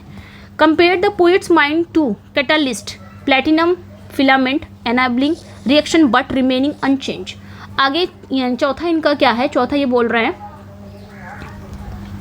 अब इसमें क्या कहते हैं, यहाँ पे ये पोएट के माइंड की कंपैरिजन करते हैं, ठीक है। इसमें कैटालिस्ट, कैटालिस्ट मतलब क्या होता है, उत्प्रेरक। अब यहाँ पे टी एस इलियट क्या कर रहे हैं, यहाँ पे इन्होंने कवि के मन की तुलना विज्ञान यानी कि साइंस में यूज होने वाला एक उत्प्रेरक, एक कैटालिस्ट से करते हैं। जैसे एक प्लेटिनम का तार, ठीक है, जैसे कि एक प्लेटिनम का तार जो होता है, प्लेटिनम का तार दो गैसों को मिलकर एसिड बनाने में मदद करता है, पर खुद अनचेंज रहता है। मतलब प्लेटिनम का जो तार होगा उसको मैं दो गैसों को मिलकर एसिड बनाने में मदद करता है, लेकिन खुद कभी चेंज नहीं होता, ठीक है, खुद अनचेंज रहता है, यानी कि उसमें खुद भी मिल जाए, ऐसा नहीं। वैसे ही एक पोएट को भी, वैसे ही एक पोएट का मन अपने अनुभव, अपने भावनाओं को कविता में बदल देता है, पर खुद उस प्रक्रिया से अलग रहता है। ये इनका मानना था। अगर एक पोएट के मन में अनुभव या फिर भावनाएं आ रही हैं तो वो उसको आर्ट में बदल देगा, लेकिन उसमें अपने आप को शामिल नहीं करेगा, अपनी निजी लाइफ को शामिल नहीं करेगा, जैसे कि रोमांटिक पोएट करते थे। तो इस तरह इन्होंने यहाँ पे पोएट की माइंड की कंपैरिजन की है, किससे, प्लेटिनम के तार से की है। अब आगे आएंगे यहाँ पे इन्होंने हैमलेट एंड हिज प्रॉब्लम, ये भी इनका एस्से ही है, हैमलेट एंड हिज प्रॉब्लम। ये 1999 में आया था, 1919 में आया था। फेमस एस्से है where he called Hamlet artistic failure, जहाँ पे इन्होंने हैमलेट को क्या कहा था, आर्टिस्टिक फेल्योर कहा था, ठीक है। तो यहाँ पे देखना है कि coin the term objective correlative, इन्होंने इसमें क्वाइन किया है ऑब्जेक्टिव कोरिलेटिव टर्म को, ये आपने ध्यान रखना है। A set of objects, situations, chain of events that evokes a specific emotions, ठीक है। तो यहाँ पे ऑब्जेक्टिव कोरिलेटिव क्या होता है, यहीं पर उन्होंने बहुत महत्वपूर्ण, ये जो इंपॉर्टेंट पॉइंट टर्म है, इसको क्वाइन किया। इसका मतलब ये हुआ कि किसी भावना को सीधे सीधे बताने के बजाय कुछ ऐसे ऑब्जेक्ट्स, कुछ ऐसे सिचुएशन, कुछ ऐसे घटनाओं को एक सेट दिखाना जो रीडर के मन में ठीक वही भावना पैदा कर दे, ठीक है। तो ये याद रखना है, ये ऑब्जेक्टिव कोरिलेटिव है। फॉर एग्जाम्पल, जैसे कोई कैरेक्टर दुखी है, ठीक है, जैसे कोई कैरेक्टर दुखी है लेकिन वो खुद नहीं बोल रहा है कि मैं दुखी हूँ। अब पोएट क्या कर दिया, बारिश दिखा रहा है, एक मुरझाया हुआ फूल दिखा रहा है, एक खाली कमरा दिखा रहा है। तो ये सारी चीज़ें जो दिखा रहा है, तो इससे ये सारी चीज़ें मिलकर दुख को दिखा रहा है, मतलब दुख का ऑब्जेक्टिव कोरिलेटिव बन जाती है। यानी कि इससे हमको पता चल रहा है कि हाँ, सामने वाला जो कैरेक्टर है वो दुखी है। जैसे मैं दुखी हूँ तो मैं डायरेक्ट नहीं, मतलब बताऊंगी नहीं कि मैं दुखी हूँ, मैं कुछ ऐसे ऑब्जेक्ट्स दिखाऊंगी आपको, कुछ ऐसे सिचुएशन आपके सामने क्रिएट करूंगी, कुछ ऐसे घटनाएं आपके सामने प्रस्तुत करूंगी जिससे आपको लग जाएगा हाँ मैम आज दुखी हैं, लेकिन मैं बोलूँगी नहीं। ये होता है ऑब्जेक्टिव कोरिलेटिव, ठीक है। तो यहाँ पे ध्यान रखना है, argue that Hamlet fails because it emotion lack a sufficient objective correlative, ठीक है, ध्यान रखना है। आगे बढ़ते हैं। अब इलियट का तर्क ये था, इसमें इलियट ने तर्क दिया कि हैमलेट इसलिए असफल है, इसलिए फेल्योर है क्योंकि जो कैरेक्टर हैमलेट की भावनाएं, स्पेशली जब वो अपने माँ के प्रति बहुत ज़्यादा नफरत करता है, लेकिन प्ले में उन भावनाओं को सही ठहराने के लिए कोई ऑब्जेक्टिव कोरिलेटिव नहीं है, शेक्सपियर ने नहीं दिखाया कि जिससे हमें पता चले, जिससे ऑडियंस को पता चले, रीडर को पता चले कि हाँ हैमलेट किस प्रकार नफरत करता है, यानी कि हैमलेट नफरत करता है। कोई ऑब्जेक्ट नहीं दिखाया। तो ऑब्जेक्ट के थ्रू, सिचुएशन के थ्रू या कोई इवेंट्स के थ्रू दिखाना इमोशन को, डायरेक्ट ना मुंह से ना बोलना। जैसे कि मैकबेथ में आप देखते हो बार बार वो लोग हाथ धुलते हैं, लेडी मैकबेथ हाथ धुलती है बार बार, मैकबेथ भी हाथ धुलता है। तो यहाँ पे हमें वहाँ पे ऑब्जेक्टिव कोरिलेटिव का बाकायदा यूज़ किया है शेक्सपियर ने। वहाँ पे हमें पता चलता है कि हाँ ये गिल्ट में है, ठीक है। और इससे क्या पता चल रहा है, बार बार हाथ धुलने का मतलब क्या हुआ, रीडर को क्या समझ में आ रहा है, ऑडियंस को क्या समझ में आ रहा है कि हाँ वो लेडी मैकबेथ गिल्ट में है, उसने गलत काम किया, उसको गिल्ट हो रहा है। चलिए, लेकिन खुद से थोड़ी ना बताती कि मुझे गिल्ट हो रहा है, लेकिन वो बार बार वो काम करती है। नेक्स्ट जो आएंगे द मेटाफिजिकल पोएट्स, 1921 में आया था मेटाफिजिकल पोएट्स, ये याद रखना है, ठीक है। इलियट का landmark essay praising John Donne and 17th century poets हैं। तो इलियट का ये लैंडमार्क एस्से है जिसमें इन्होंने डन जैसे पोएट की तारीफ की है, ठीक है। Introduce the concept of dissociation of sensibility, इसमें इन्होंने डिसोसिएशन ऑफ सेंसिबिलिटी के कॉन्सेप्ट को इंट्रोड्यूस किया है। इसमें अगर पूछा जाए कि ऑब्जेक्टिव कोरिलेटिव क्वाइन कहाँ इन्होंने किया, तो हैमलेट एंड हिज प्रॉब्लम में किया है। और अगर पूछा जाए, ये भी पूछा जाता है कि किस प्ले को इन्होंने कहा है, तो हैमलेट को कहा है, ये भी ध्यान रखना है। आर्टिस्टिक सक्सेस किसे कहा जाता है, तो मैकबेथ को, सिम्बलिन को भी कहा जाता है। बट यहाँ पे अगर पूछा जाए कि मेटाफिजिकल पोएट्स, इसमें जो डिसोसिएशन ऑफ सेंसिबिलिटी, ये जो कॉन्सेप्ट है इन्होंने कहाँ पे इंट्रोड्यूस किया है, तो मेटाफिजिकल पोएट्स में किया है।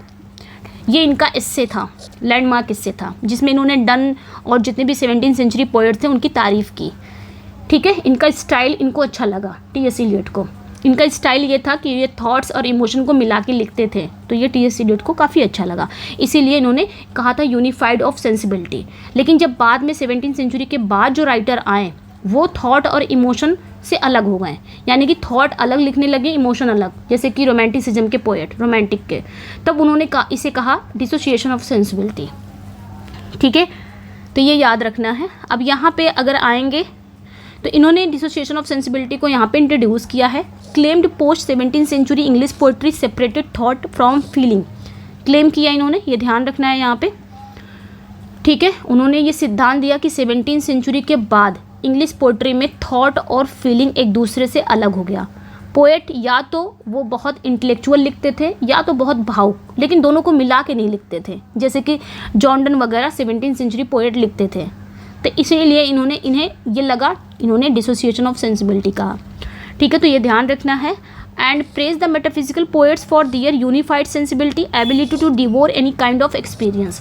तो इन्होंने तारीफ़ की मेटाफिजिकल पोएट्स के जो यूनिफाइड सेंसिबिलिटी थी उसकी तारीफ़ की उन्होंने, मेटाफिजिकल पोएट जैसे जॉन डन वगैरह की तारीफ़ की, क्योंकि उनमें सोच और भावना को ये लोग क्या करते थे, थॉट और इमोशन को एक साथ मिलाने की अद्भुत क्षमता थी इनके अंदर, एक साथ मिलाकर लिखते थे। वे एक विचार को गुलाब की सुगंध की तरह महसूस करते थे, इस तरह, ठीक है। ये ख़त्म हो गया। अब आते हैं कुछ और literary criticism, additional editorial work पे आते हैं इनके, ठीक है, ठीक है। तो यहाँ पे देखेंगे literary criticism and editorial work की बात अगर हम करें तो founded and edited the influential literary journal the criterion 1922 से 1939, ये याद रखना है। द क्राइटेरियन ये एक ना प्रभावशाली लिटरेरी मैगजीन की स्थापना भी इन्होंने किया था और इसे एडिट भी इन्होंने किया था। तो 20th सेंचुरी की सबसे इम्पॉर्टेंट लिटरेरी मैगजीन में से एक थी ये, क्या, द क्राइटेरियन, जिसने कई नए राइटर और विचारों को स्टेज दिया। फिर है his critical essay are collected in the Sacred Wood 1920, तो उनके मतलब ये उनके शुरुआती सबसे महत्वपूर्ण एस्से का कलेक्शन है जिसमें tradition and the individual talent भी शामिल है, ठीक है, ये ध्यान रखना है।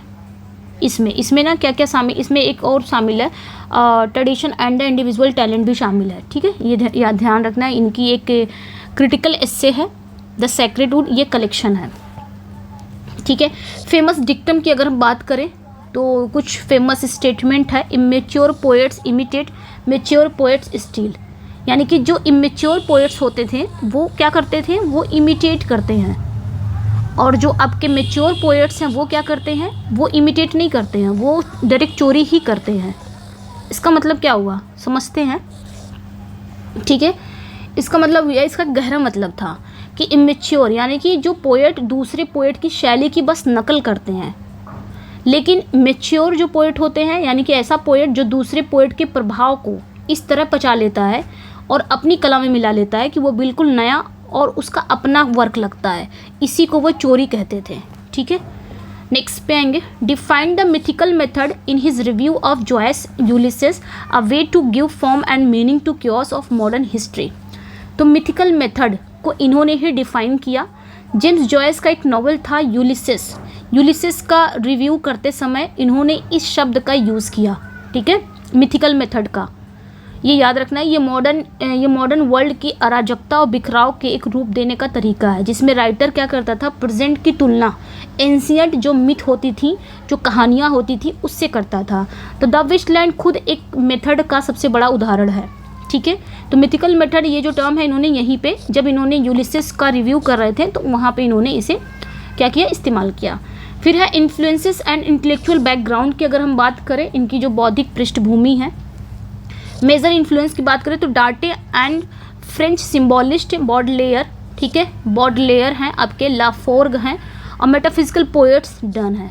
तो इन्हीं से ये प्रभावित थे। ठीक है, ये याद रखना है। इटालियन पोएट डार्टे, फ्रांसीसी पोएट थे, एक फ्रेंच सिम्बॉलिस्ट थे बॉडलेयर और लाफोर्ग, और मेटाफिजिकल पोएट थे जॉन डन का गहरा प्रभाव था टीएस इलियट पर। फिर उसके बाद आता है जूल्स लेफॉर्ग। जूल्स लेफॉर्ग का irony and free words strongly influence Prufrock, ये याद रखना है। तो जूल्स लेफॉर्ग का जो है आयरनी और जो फ्री वर्ड्स है उसने प्रूफरॉक को काफ़ी प्रभावित किया। जेलफ्रेड द लव सॉन्ग ऑफ जेलफ्रेड प्रूफरॉक में प्रूफरॉक को काफ़ी प्रभावित किया। प्रूफरॉक को शहरी बेचैनी और सेल्फ जो उपहास होता था, रिदम, ये सारी चीज़ें काफ़ी मतलब जो फ्रांसिस पोएट थे लेफॉर्ग से प्रेरित है। ठीक है, इंडियन फिलॉसफी की अगर हम बात करें, आगे आते हैं। इंडियन फिलॉसफी की अगर हम बात करें, भारतीय दर्शन especially the Upanishad and Buddha's fire sermon shape the Waste Land. ठीक है, तो भारतीय दर्शन स्पेशली जो उपनिषद थे और बुद्ध के जो अग्नि उपदेश थे उन्होंने द वेस्टलैंड को आकार दिया। द वेस्टलैंड का जो लास्ट और उसका जो आध्यात्मिक जो एंड हुआ था वो सीधे तौर पर बृहदारण्यक उपनिषद और बौद्ध दर्शन से लिया गया है। ठीक है, याद रखना है। His unfinished Harvard PhD dissertation was an philosopher of F.H. Bradley, never defended, hence no degree. तो ये भी याद रखना है कि उनकी हार्वर्ड PhD की थीसिस, ठीक है, उनकी जो हार्वर्ड मतलब जो वो हार्वर्ड में PhD भी कर रहे थे और PhD किस पे कर रहे थे, F.H. ब्रैडली पर थी। ये थीसिस दार्शनिक F.H. ब्रैडली पर थी, जिसे उन्होंने कभी डिफेंड नहीं किया। मतलब उन्होंने अपनी डॉक्टरेट की थीसिस पूरी कर ली थी, लेकिन वर्ल्ड वार फर्स्ट के कारण अमेरिका वापस जाकर उसे ओरली रूप से डिफेंड नहीं कर पाए, इसलिए उन्हें कभी भी फॉर्मल रूप से PhD की डिग्री नहीं मिली। Influence on literature and culture, इनका प्रभाव क्या था लिटरेचर और कल्चर पर, तो इसको भी देख लेते हैं। ठीक है, यहाँ पे क्या है, W.H. Auden dubbed Eliot's era the age of anxiety and saw him is central poetic voice। तो यहाँ पे याद रखना है कि W.H. Auden ने इलियट के एज को क्या कहा था, द एज ऑफ एंजाइटी कहा था। याद रखना है इसको, द एज ऑफ एंजाइटी कहा था W.H. Auden ने इलियट की एज को, एरा को।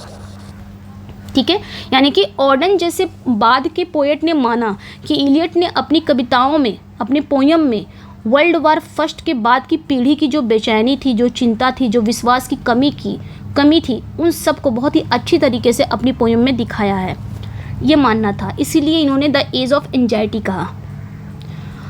नेक्स्ट पॉइंट पे आएंगे, अल्डस हक्सले का Brave New World echoes Eliot fragmentation and culture pessimism though its title is from Shakespeare. तो ये याद रखना है। ठीक है, अल्डस हक्सले का एक नॉवल है जिसका ब्रेव न्यू वर्ल्ड, ये टाइटल इन्होंने कहाँ से लिया है, शेक्सपियर के टेम्पेस्ट से लिया है। शेक्सपियर के द टेम्पेस्ट से, जो मिरांडा की जो स्पीच होती है वहाँ से लिया है। ठीक है, इतना तो पता ही हो। तो अल्डस हक्सले का जो नॉवल है ब्रेव न्यू वर्ल्ड में इलियट जैसा ही सांस्कृतिक निराशावाद झलकता है, यानी कि हक्सले का भविष्य का समाज जो आध्यात्मिक रूप से खोखला है। तो इलियट द्वारा द वेस्टलैंड में भी दुनिया की याद दिलाता है, उसी तरह सेम दोनों है। आगे देखेंगे इलियट की title the hollow man inspired Graham Greene's novel the heart of the matter about spiritual emptiness. तो ग्राहम ग्रीन के नॉवल का जो टाइटल है वो इलियट की पोयम द हॉलो मैन से प्रेरित है। ठीक है, ये याद रखना है। ग्राहम ग्रीन का ये जो नॉवल है ना the heart of the matter, ये किससे प्रेरित है? इलियट के द हॉलो मैन से, आपने याद रखना है। ठीक है, ग्राहम ग्रीन का ये फेमस नॉवल है द हार्ट ऑफ मैटर, जो क्या क्या दिखाता है, जो स्पिरिचुअल, आप बोल सकते हैं स्पिरिचुअल इम्पेटिनिश को और जो नैतिक संघर्ष है उसके बारे में है। तो इलियट के खोखले आदमियों के विचार से प्रभावित है, ये भी हेलो मैन से प्रभावित है।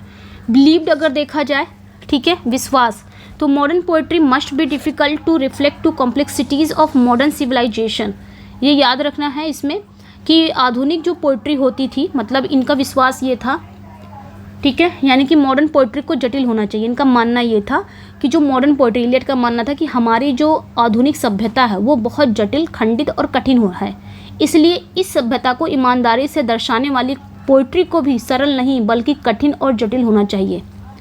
ठीक है, मतलब हमारी जो सभ्यता है, हमारी जो मॉडर्न एरा का आफ्टर वर्ल्ड वार के बाद क्या दुनिया हो गई, कैसी सभ्यता हो गई, बहुत जटिल हो गई, खंडित हो गई, बहुत ही कठिन है। तो उसी तरह हमारी पोएट्री में भी, हमारी पोएट्री भी बहुत ही ईमानदारी से, हमारी पोएट्री भी सरल नहीं होनी चाहिए बल्कि कठिन और जटिल होनी चाहिए, ये इनका मानना था।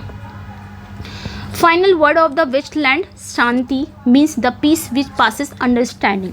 तो वेस्टलैंड का जो फाइनल शब्द है, वर्ड है शांति, जिसका मतलब है वह शांति जो समझ से परे है। ठीक है, तो ये याद रखना है। आगे आएंगे, Eliot's work makes a decisive break from romantic and Victorian poetic tradition. तो ये ध्यान रखना है, इलियट का जो वर्क है वो रोमांटिक और विक्टोरियन पोएटिक परंपराओं से एक निर्णायक मोड़ है। मतलब उन्होंने रोमांटिक पोएट की तरह अपनी भावनाओं को सीधे एक्सप्रेस नहीं किया और विक्टोरियन पोएट की तरह नैतिक उपदेशों को खारिज कर दिया। मतलब जो रोमांटिक पोएट क्या करते थे, अपने इमोशन को लिखते थे, लिरिक लिखते थे, अपनी इमोशन पे लिखते थे, पोएट्री लिखते थे तो अपनी इमोशन को लिखते थे। विक्टोरियन पोएट नैतिक उपदेश देते थे। इन सभी को टी.एस. इलियट ने क्या कर दिया, खारिज कर दिया और पोएट्री को एक अधिक बौद्धिक और अवैक्तिक और जटिल कला बनाया। ठीक है, ये ध्यान रखना है, यानी कि जिसमें इमोशन ना हो। अगर इमोशन आ रहा है पोएट्री का तो उसको कला के रूप में बदल दो, अपनी लाइफ ना दिखाओ उसमें। वेस्टलैंड सिम्बॉलिज्म एंड स्ट्रक्चर की अगर हम बात करें यहाँ पे भी, तो द लाइन है I will so you fear in handful of dust echoes, तो जॉन डन के डिवोशन से है, ये ध्यान रखना है। यानी कि वेस्टलैंड का जो स्ट्रक्चर है, सिम्बॉलिज्म है, वो कहाँ से लिया गया है, तो ये आपने याद रखना है इसमें कि ये जो है लाइन ना, I will show you fear in handful of dust echoes, तो ये जॉन डन की एक वर्क है, उसका क्या है, एक डिवोशन है।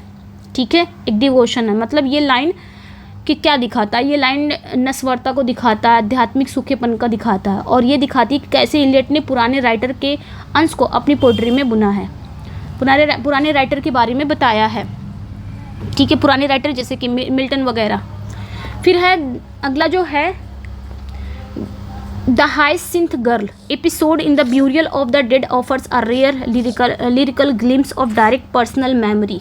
तो हाइसिंथ गर्ल जो है ये एक क्या है, ये in the Burial of the Dead offers में एक एपिसोड है। ठीक है, यानी कि पोएट्री का जो अधिकांश जो पार्ट है वो क्या है, तो ये याद रखना है कि ये जो पोएम है the Burial of the Dead offers, इसमें जो the Burial of the Dead offers, इसमें जो ज़्यादातर पार्ट जो है वो इम्पर्सनल है, लेकिन एक छोटा सा जो पार्ट है जिसमें लव और लाइफ की एक असफल संभावना को दिखाया गया है। ठीक है, नेक्स्ट पे आएंगे the poem waves 6 foreign languages, Latin, Greek, German, French, Italian and संस्कृति। तो ये याद रखना है, पोइट्री में 6 विदेशी भाषाएं बुनी गई हैं, Latin, Greek, German, French, Italian and संस्कृति। तो ये लैंग्वेज का कॉम्बिनेशन है, यूरोप के सांस्कृतिक टूट और बिखराव का सिंबल है। ये दिखाता है कि एक साझा सांस्कृतिक लैंग्वेज अब मौजूद नहीं है, सब कुछ टुकड़ों में बट गया है। तो इस पोएम का ये जो पोएम है ना, याद रखना है, ये पोएम 6 विदेशी लैंग्वेज में बुनी गई है। आगे देखेंगे, अगला जो है आपका अगला फैक्ट है, ठीक है, तो स्टेट सन की अगर हम बात करें, Stetson addressed a soldier from a punic wars, murs, ancient and modern warfare। यानी कि जो स्टेट सन है जिसे प्यूनिक वॉर के सिपाही के रूप में एड्रेस किया गया है, जो एंशिएंट एंड मॉडर्न वॉरफेयर को मिलाता है। तो द वेस्टलैंड में बात हुई है, जो नरेटर है वो लंदन की सड़कों पर एक स्टेट सन नामक एक व्यक्ति को देखता है। वह उसे एक ऐसे साथी के रूप में पहचानता है जिसने उसके साथ फर्स्ट वर्ल्ड वार की लड़ाई में लड़ी थी। जब फर्स्ट वर्ल्ड वार हुआ था तो उस लड़ाई में ही लड़े थे, लेकिन साथ ही वह उससे एंशिएंट प्यूनिक योद्धा जैसे कि रोम और कार्थेज के बीच जो लड़ाई लड़ी गई थी उसके बारे में पूछता है। तो इस टेक्निक से एलियट ये दिखाते हैं कि इतिहास खुद को दोहराता है और सभी युद्ध, चाहे वो प्राचीन के हो चाहे वो मॉडर्न हो, एक जैसे ही विनाशकारी और निरर्थक होते हैं। ठीक है, आगे देखेंगे वाटर की बात जो किया है उसमें, वाटर की बात किया है ना उसमें, water function as a double symbol, death by drowning and spiritual rebirth. तो यहाँ पे वाटर का दो मतलब है, पानी में डूबने से जिसकी डेथ हुई है, ठीक है, ये ध्यान रखना, उसमें उन्होंने बताया है। पोयम में पानी का जो सिंबल है वो बहुत ही महत्वपूर्ण और दोहरे अर्थ वाला है, यानी कि एक नेगेटिव अगर हम देखें तो पानी में हम गिरेंगे तो डेथ हो जाएगी, जैसे कि डेथ बाय वाटर सेक्शन में दिखाया गया है वेस्टलैंड का। ठीक है, जिससे क्या होगा, विनाश हो जाएगा, यही तो होगा, पानी में गिरेंगे डेथ हो जाएगी तो विनाश हो जाएगा, यही होगा, ये इसका नेगेटिव अर्थ निकला। लेकिन इसका पॉजिटिव अगर अर्थ बताएं तो ये एक, अगर पानी में गिर रहा है, अगर पॉजिटिव इसका देखें तो ये एक आध्यात्मिक शुद्धि है या फिर रिबर्थ का सिंबल है, यानी कि पोएम के लास्ट में बारिश की उम्मीद, एक नई शुरुआत और वेस्टलैंड के अंत का संकेत देती है, तो ये ध्यान रखना है। 1971 में publication of draft reveal Ezra Pound decisive role as a editor. तो 1971 में ड्राफ्ट के पब्लिकेशन से, ठीक है, जो मतलब ड्राफ्ट के पब्लिकेशन के रूप में एजरा पाउंड की क्या किया, एक निर्णायक भूमिका का पता चला। मतलब कई दशक तक लोगों को ये नहीं पता था कि एजरा पाउंड द वेस्टलैंड को बनाने में कितनी मदद की है, लेकिन जब 1971 में पोयम का ओरिजिनल मैन्युस्क्रिप्ट पब्लिश हुआ तो वहाँ पे क्लियर हो गया कि एजरा पाउंड ने क्या किया, कविता को काट छाट कर लगभग आधा कर दिया था और उसे उसका अंतिम प्रभावशाली रूप दिया। किसने? पाउंड ने दिया। ठीक है, तो स्वेनी एंड कल्चर जक्सटापोजिशन की अगर हम बात करें, ठीक है, अब यहाँ पे देखेंगे the brutish figure Sweeney recurs poems like Sweeney Erect and Sweeney among the nightingales. तो यहाँ पे याद रखना है कि एक स्वीनी यानी कि एक पार्श्विक कैरेक्टर है स्वीनी एरेक्ट और स्वीनी अमंग द नाइटिंगल्स, जो बार बार पोइट्री में आती हैं। किस पोइट्री में? वेस्टलैंड में बार बार आती हैं। तो स्वीनी जो है, ये याद रखना है, जो स्वीनी है, स्वीनी एलियट की पोइट्री का एक कैरेक्टर है जो मॉडर्न है और पार्श्विक मनुष्य का सिंबल है। मतलब वो शारीरिक रूप से मजबूत है लेकिन बौद्धिक और आध्यात्मिक रूप से खोखला है। वो बस अपनी शारीरिक ज़रूरतें पूरा करने में लगा रहता है और उसे आर्ट या संस्कृति से कोई लेना देना नहीं है। ठीक है, ये ध्यान रखना है। एक फ्रेज है, आपने याद रखना है, ठीक है, एक मिनट, एक फ्रेज है, ठीक है, शेक्सपियरियन रैग। ठीक है, ये फ्रेज है Shakespearean rag, a game of chess typifies Eliot's high low culture collage. तो याद रखना है, ये जो फ्रेज है शेक्सपियरियन रैग, ये फ्रेज इलियट के हाई लो कल्चर क्लास का उदाहरण है। मतलब वेस्टलैंड में बार बार ये भी आता है, ये भी याद रखना है, वेस्टलैंड के अ गेम ऑफ चेस, जो वेस्टलैंड का a game of chess section नहीं है, उसमें ये आता है, ये फ्रेज बार बार, ये फ्रेज आता है, बार बार नहीं, ये फ्रेज आता है। ये इलियट की एक खास टेक्निक को दिखाता है जहाँ वे उच्च संस्कृति, ठीक है, जो हाई कल्चर शेक्सपियर को, या लो या फिर लोकप्रिय जो आपका पॉपुलर बोल सकते हो, या फिर लो कल्चर रैग टाइम संगीत को एक साथ मिला देते हैं। ये दिखाता है कि मॉडर्न दुनिया में संस्कृति के बीच की जो सीमाएं हैं वो अब टूट गई हैं। ठीक है, तो ये ध्यान रखना, ये वेस्टलैंड में आता है। कहाँ पे ये फ्रेज कहाँ पे आता है? गेम ऑफ चेस वाले सेक्शन में आता है। His first dramatic experiment Sweeney Agonistes 1932, a fragmentary play infused with jazz and music hall rhythms. तो ये याद रखना है, ठीक है। उनका जो पहला ड्रामेटिक एक्सपेरिमेंट था वो क्या था? स्वीनी एगोनिस्टिस, जिसे उन्होंने 1932 जैज और म्यूजिक हॉल की लय से प्रभावित एक अधूरा प्ले था। ये इलियट का एक अनफिनिश्ड प्ले था, ठीक है, जिसमें उन्होंने स्वीनी नाम को एक, मतलब स्वीनी एक कैरेक्टर था। ये पारंपरिक प्ले जैसा नहीं था, बल्कि इसकी जो रिदम थी, इसका जो डायलॉग था, वे उस समय के पॉपुलर जैज संगीत और म्यूज़िक हॉल से बहुत प्रभावित था। एक प्रकार का जैज एंड म्यूज़िक संगीत, एक प्रकार का थिएटर संगीत था जो थिएटर वगैरह में बजता था, तो इससे काफ़ी प्रभावित था। ये ध्यान रखना है, ठीक है। तो ये जो सुइनी एगोनिस्टिस है ये एक अनफिनिश्ड प्ले है, सुइनी इसमें कैरेक्टर है और ये ट्रेडिशनल प्ले जैसा नहीं है, बल्कि इसकी रिदम और डायलॉग उस समय का जो उस समय चल रहा था, प्ले वगैरह थिएटर वगैरह में प्ले परफॉर्म्ड हो रहे थे, तो उस समय जो लय थी, जो रिदम थी, जो डायलॉग्स थे, लोकप्रिय जैज संगीत म्यूज़िक हॉल से काफ़ी प्रभावित था। तो ये आपने ध्यान रखना है, ठीक है, ठीक है। स्पिरिचुअल वर्क्स एंड 4 क्वार्टेट्स, तो उनके कुछ स्पिरिचुअल वर्क भी देख लेते हैं, ठीक है, और वो 4 क्वार्टेट्स कौन से हैं। तो S witness is structured around a spiral staircase inspired by डांटे, ठीक है, ठीक है, जो डांटे के पर्गेटोरियो से प्रेरित है, ये याद रखना है, ठीक है। जो एस विटनेस की जो स्ट्रक्चर है ना, वो क्या है, एक स्पाइरल स्टेयरकेस यानी कि एक घुमावदार सीढ़ी के आसपास बनी है, जो डांटे के पर्गेटोरियो से प्रेरित है। अब कैसे समझ में आएगा, जैसे कि ये पोएम जो है ना एस वेडनेसडे, ये एक आध्यात्मिक यात्रा के बारे में है। इसकी स्ट्रक्चर डांटे के पर्गेटोरियो की तरह है, जिसमें आत्माएं क्या करती हैं, शुद्धिकरण के लिए एक पहाड़ पर बनी एक घुमावदार सीढ़ियों पर चढ़ती हैं, और ये सीढ़ी ईश्वर की ओर बढ़ने के लिए प्रयास का एक सिंबल है, ठीक है। नेक्स्ट पे आएंगे, द लाइन है teach us to care and not to care express the Christian paradox to compassionate detachment. तो ये जो लाइन हमें मिलेगी, ये कहाँ मिलती हैं, हमें परवाह करना है, परवाह ना करना सिखाओ, एक ईसाई एक क्रिश्चियन पैराडॉक्स व्यक्त करती है। तो ये लाइन एस वेडनेसडे से ही है, ठीक है। आगे बढ़ते हैं, थोड़ा जल्दी करते हैं अभी। नेक्स्ट है Burnt Norton. Burnt Norton derives its name from a manor house the Gloucester, ठीक है, Gloucestershire that Eliot visited. तो ब्रंट नॉर्टन नाम का एक ग्लोसेस्टर शायर एक जागीर घर का नाम पर है जहाँ इलियट गए थे। ये जो इनकी पोयम है ना, ये तो इनकी पोयम है ना ब्रंट नॉर्टन, तो ये टाइटल इन्होंने कहाँ से लिया, ये पूछा जा रहा है। तो ये एक ना ग्लोसेस्टर शायर का एक जागीर घर था, उसका नाम था, और इलियट यहाँ पर गए थे, तो उन्होंने ये टाइटल वहाँ उनको अच्छा लगा तो वहाँ से लिए। तो ये ध्यान रखना है। 4 क्वार्टेट्स की ये पहली पोयम है, ठीक है, ब्रंट नॉर्टन। 4 क्वार्टेट्स में 4 पोएम्स है ना, ये पहली पोएम्स हैं। और पहली पोएम्स का प्रेरणा का जो सोर्स है एक पुराना घर है, उसका बागीचा, जहाँ एलियट एक बार गए थे, उनको अच्छा लगा, ले लिए। द ड्राई, नेक्स्ट वर्ड पे आएंगे, the Dry Salvages recalls rock formation of message, इसको क्या पढ़ेंगे, मैसाचुसेट्स, ठीक है, linking back to Eliot American roots, ठीक है। अब यहाँ पे क्या है, यहाँ पे क्या पूछा जा रहा है, यहाँ पे कहा जा रहा है कि द ड्राई सॉल्वेजेज मैसाचुसेट्स के तट पर जो चट्टानें थीं, वो चट्टानें क्या याद दिलाती थी, वो इलियट को अमेरिकी जड़ों से जोड़ता है। यानी कि इस पोयम में जो चट्टानों के बारे में इन्होंने बात की है, ठीक है, सॉल्वेजेज में जो मैसाचुसेट्स के तट पर जो चट्टानें हैं जो उन्होंने दिखाया है, तो ये पोयम इलियट के बचपन और उनकी अमेरिकी पृष्ठभूमि से जुड़ा हुआ है। यानी कि द ड्राई सॉल्वेजेस में उन चट्टानों का नाम है जिन्हें वो बचपन में जानते थे, जैसे कविता में नदी उनके बचपन का सिंबल है, समुद्र अनंत काल का सिंबल है। नेक्स्ट पे आएंगे, Little Gidding evokes a 17th century Anglican community to spiritual retreat. तो लिटिल गिडिंग जो इनकी पोयम है, ये 17th सेंचुरी के एक एंग्लिकन कम्युनिटी यानी कि आध्यात्मिक कम्युनिटी की याद दिलाता है।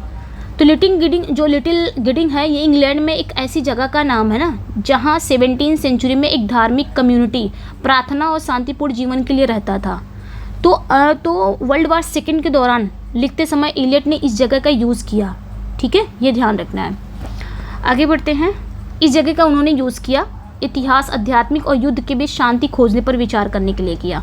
तो कहीं मतलब यहाँ पे कहा जा रहा है इनका बैकग्राउंड, अगर देखा जाए तो इन्होंने जो टाइटल लिया वो कहाँ से लिया, मतलब अपनी यादों से ही लिया, जहाँ पे वो रहते थे या पहले जहाँ पे अमेरिका में रहते थे, तो बचपन में जो चीज़ें, सारी चीज़ें इन्होंने अपने वर्क का टाइटल बनाया, इनको अच्छा लगा। फिर है in Little Gidding Eliot meets a dead master in the terza rima डाटे चूजन फॉर्म। तो लिटिल गिडिंग में इलियट एक डेड मास्टर से टेरजारिमा में मिलते हैं, जो डाटे का क्या है, ये जो टेरजारिमा है ये डाटे का क्या है, फेमस स्टैंजा है कि नहीं, जो उन्होंने डिवाइन कॉमेडी में इसको किया था, यूज़ किया था। तो यहाँ पे वही कह रहा है कि लिटिल गिडिंग में इलियट एक डेड मास्टर से मिलते हैं, डेड मास्टर से टेरजारिमा में मिलते हैं, तो वो डाटे का फेमस स्टैंजा है। पोएट यहाँ पे पोयम में एक पार्ट में इलियट ना क्या करते हैं, एक भूतिया मतलब एक घोस्ट शेप से मिलते हैं, जो उनके जो लिटरेरी गुणों का मिश्रण है। मतलब ये पूरा जो स्टैंजा वो टेरजारिमा में लिखा गया है लिटिल गिडिंग का, ठीक है, ये ध्यान रखना है। Old Possum's, cats and literary judgement की अगर बात करें तो the most iconic cat is Macavity and Napoleon of crime. तो ये याद रखना है कि सबसे आइकॉनिक कैट जो थी वो मैकाविटी थी, जिसे अपराध का नेपोलियन कहा जाता है, जिसे नेपोलियन ऑफ क्राइम कहा जाता है। ठीक है, ये याद रखना है मैकाविटी। यानी कि ओल्ड पॉम्स जो इन्होंने लिखा था ना, Old पॉसम्स book of practical Cats में, तो उसमें जो कैट का नाम था, उस कैट का नाम था मैकाविटी। ये एक ना मिस्टीरियस और चालाक बिल्ली है जो हर क्राइम के पीछे होती है लेकिन कभी पकड़ी नहीं जाती। समझ में आए, ये ध्यान रखना है। नेक्स्ट पे आएंगे initial scathing of Milton Eliot revised the stance in Milton 1947, Milton second 1947। तो मिल्टन के शुरुआती क्रिटिक होने के बाद इलियट ने मिल्टन सेकेंड 1947 में अपना रुख बदल लिया। यानी कि शुरुआत में इन्होंने मिल्टन की बहुत क्रिटिसिज्म किया कि मिल्टन काफ़ी जटिल भाषा का लैंग्वेज यूज़ करते हैं, थॉट और इमोशन को मिला के नहीं लिखते हैं, मतलब काफ़ी क्रिटिसिज्म किया था। लेकिन बाद में इनको समझ में आया कि मिल्टन वाकई में एक ग्रेट पोएट है। इन्होंने अपने जिसमें मतलब मिल्टन सेकेंड में इन्होंने क्या किया, उसको मॉडिफाई कर दिया, मतलब अपना रुख बदल लिया, अपने सोचने का तरीका बदल लिया कि हाँ वो एक ग्रेट पोएट है अपने करियर की शुरुआत में। ठीक है, इलियट ने महान पोएट जॉन मिल्टन की बहुत आलोचना की थी जब इनकी करियर की शुरुआत हुई थी। लेकिन बाद के साल में इन्होंने क्या किया, उन्होंने एक और निबंध लिखकर एडमिट किया कि मिल्टन वास्तव में एक महान पोएट थे और उनके पहले के विचार कुछ हद तक गलत थे। ठीक है, इन्होंने यहाँ पे बाद में एडमिट भी किया मिल्टन सेकेंड में, ये ध्यान रखना है। फिर है डिफाइंड ऑडिटरी इमेजिनेशन अ सब conscious rhythm and resonance beyond meaning. अब यहाँ पे क्या कहा जा रहा है कि ऑडिटरी इमेजिनेशन को इन्होंने परिभाषित किया।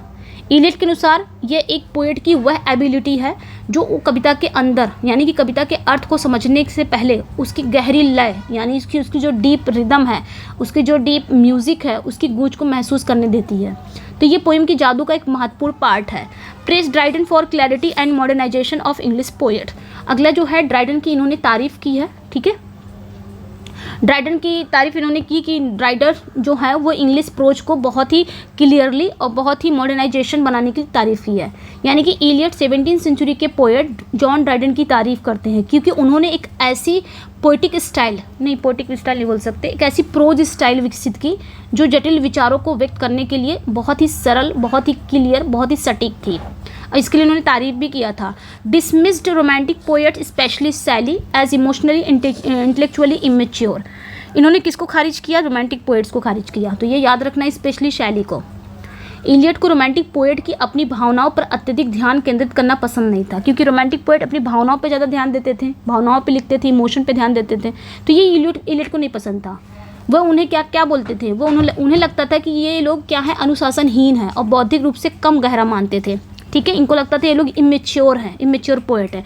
स्पेशली शैली को इन्होंने माना था। ठीक है, अब आते हैं criticism, essay and philosophical root के बारे में जानते हैं, रूट्स के बारे में थोड़ा सा जान लेते हैं कि हिज 1933 ठीक है 1933 Harvard lectures become the use of poetry and the use of criticism.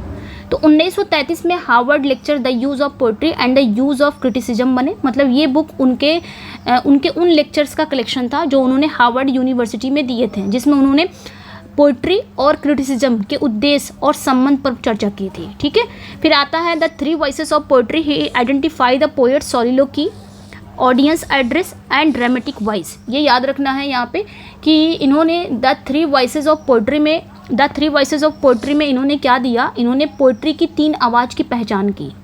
Elliot के अनुसार ये था कि पोएट्री में 3 तरह की आवाज़ होती है। पहली आवाज़ क्या होती है?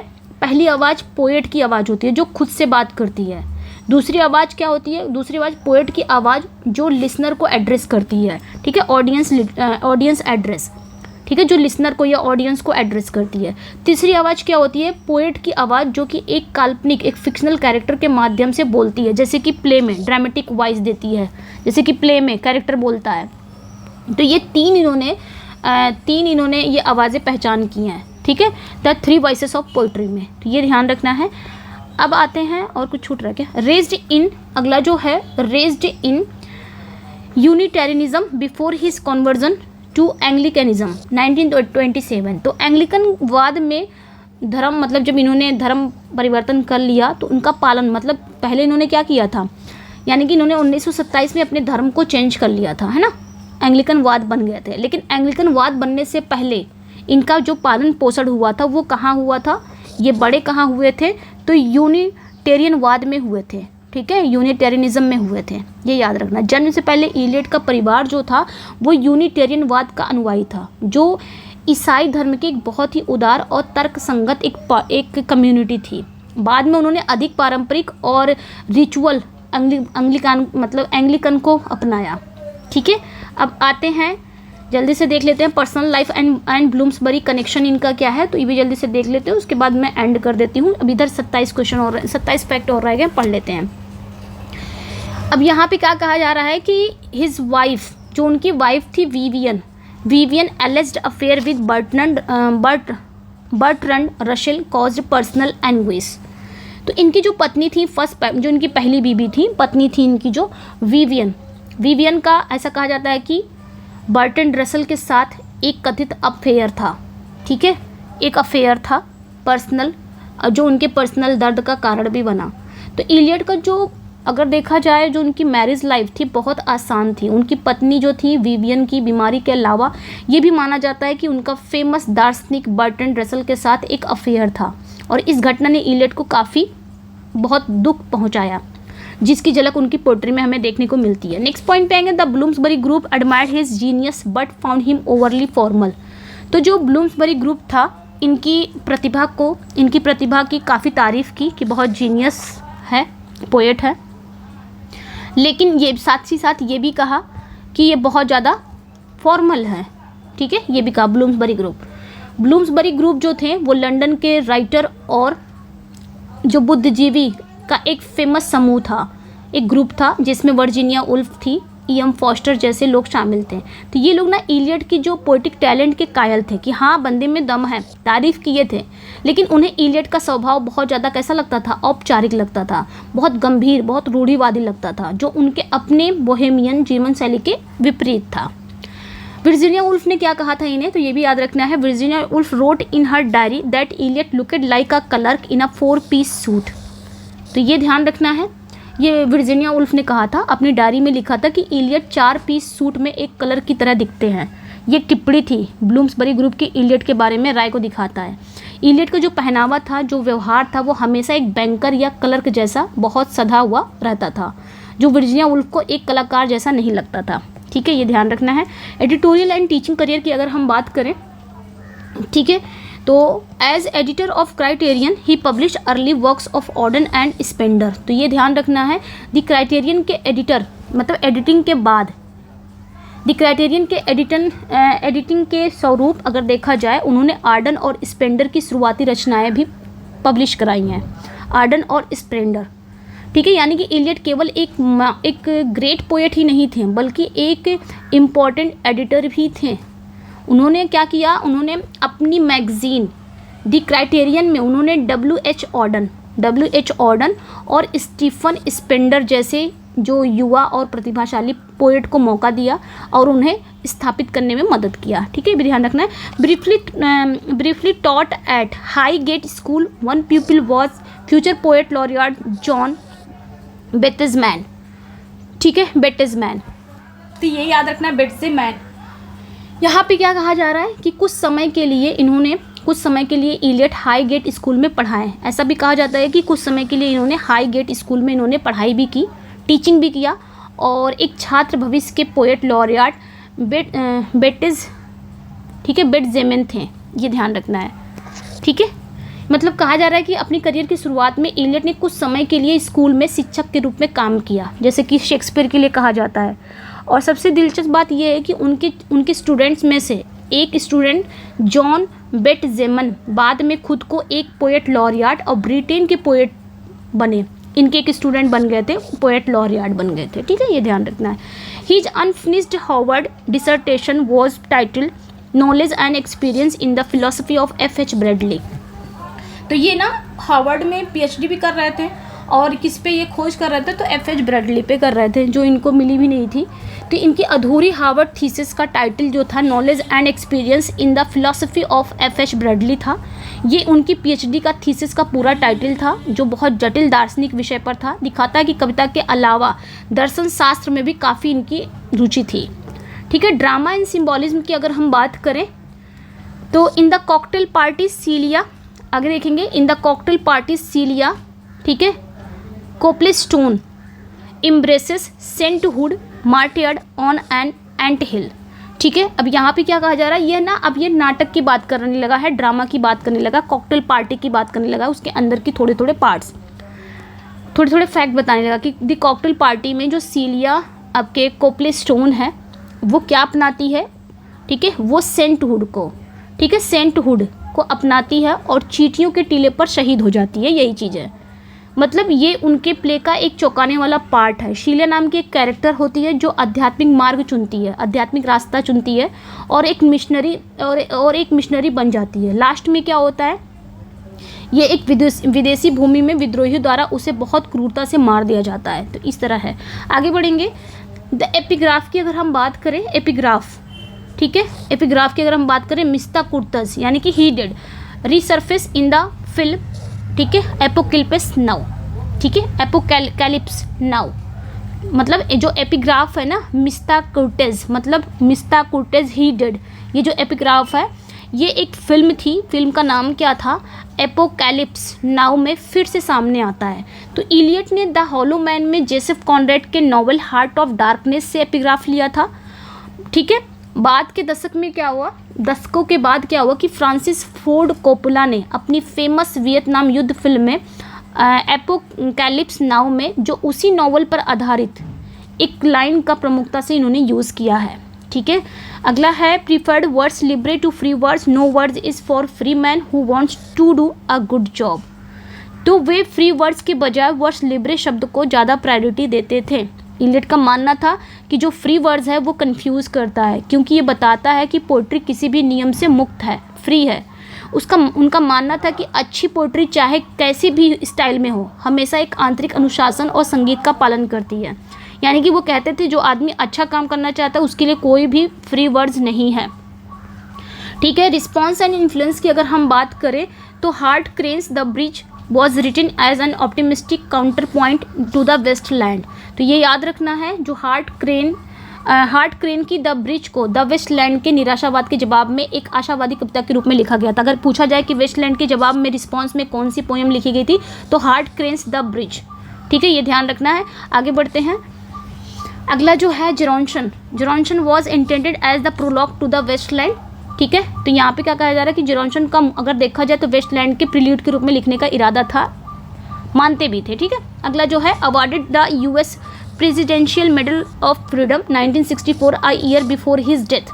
तो उन्हें अपनी डेथ से एक साल पहले 1964 में अमेरिकी प्रेसिडेंशियल मेडल ऑफ फ्रीडम में सम्मानित भी किया गया था, ये ध्यान रखना है, ठीक है। ये अमेरिका का सबसे सुप्रीम नागरिक सम्मान था। हालांकि वे ब्रिटिश नागरिक बन चुके थे, फिर भी उनके जन्म के देश में अमेरिका में लिटरेचर में उन्हें अपार योगदान के लिए उन्हें ये सम्मान मिला था, ठीक है। Maxim's, illusions and critical notes की अगर हम बात करें, फेमस क्रिटिकल मैक्सिम्स अगर है, ठीक है, जैसे कि honest criticism is directed not upon the poet but upon the poetry, ठीक है। इनके कुछ क्रिटिकल मैक्सिम अगर बात किया जाए तो ये हैं, ये इलियट का मानना था। इलियट का मानना था कि क्रिटिसिज्म सिद्धांत का मूल है। इसका मतलब किसी पोएट्री का एनालिसिस करते समय हमें पोएट के जीवन, उसके इरादे, उसके पर्सनल पर ध्यान नहीं देना चाहिए, ठीक है, बल्कि केवल पोएट के या बल्कि पोयम के जो शब्द हैं, जो स्ट्रक्चर हैं, जो आर्ट पर ध्यान देना चाहिए। अगर हम किसी पोएट्री को या किसी पोयम को एनालिसिस कर रहे हैं तो पोएट के जीवन, उसके इंटेंशन, उसके पर्सनल पर ध्यान नहीं देना चाहिए, बल्कि किस पे ध्यान देना चाहिए,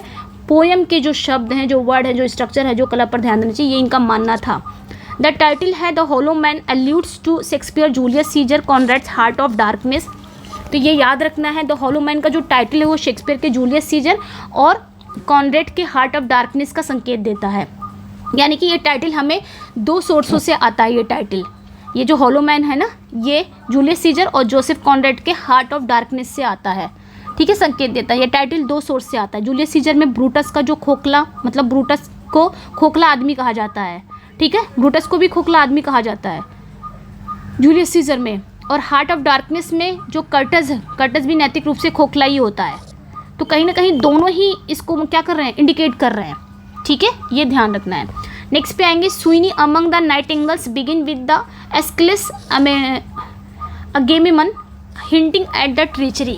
अब यहाँ पे क्या कहा जा रहा है, ठीक है, जो स्विमिंग अमंग द नाइटिंगल्स की शुरुआत एस्किलस के एगमेम्मन से होती है, जो विश्वासघात का इंडिकेट करता है। तो जब पोएम शुरुआत होती है ना, तो एंशियंट ग्रीक नाटक एगमेम्मन का एक कोटेशन से होती है, जिसमें राजा एगमेम्मन की उसकी पत्नी द्वारा धोखे से हत्या कर दी जाती है। इस एपिग्राफ से शुरू होती है, ठीक है। नेक्स्ट पे आएंगे, on dramatist John Webster, Webster was much possessed bye death and Shaw the skull beneath the skin. इसका ध्यान रखना है, ठीक है, कि कहा जा रहा है कि प्ले राइट है जॉन वेबस्टर, वेबस्टर की डेथ से प्रभावित थे और उन्होंने स्किन के नीचे खोपड़ी को देखा। मीन्स यहाँ पे कहने का मतलब ये है, ये इलियड का एक फेमस लाइन है। इसका मतलब कि जो प्ले राइट वेबस्टर थे, ठीक है, वो डेथ के विचार से ग्रस्त थे। मतलब जीवन की बाहरी सुंदरता के पार देखकर उनके नीचे जो नश्वरता और डेथ को देख सकते थे जो वेबस्टर थे।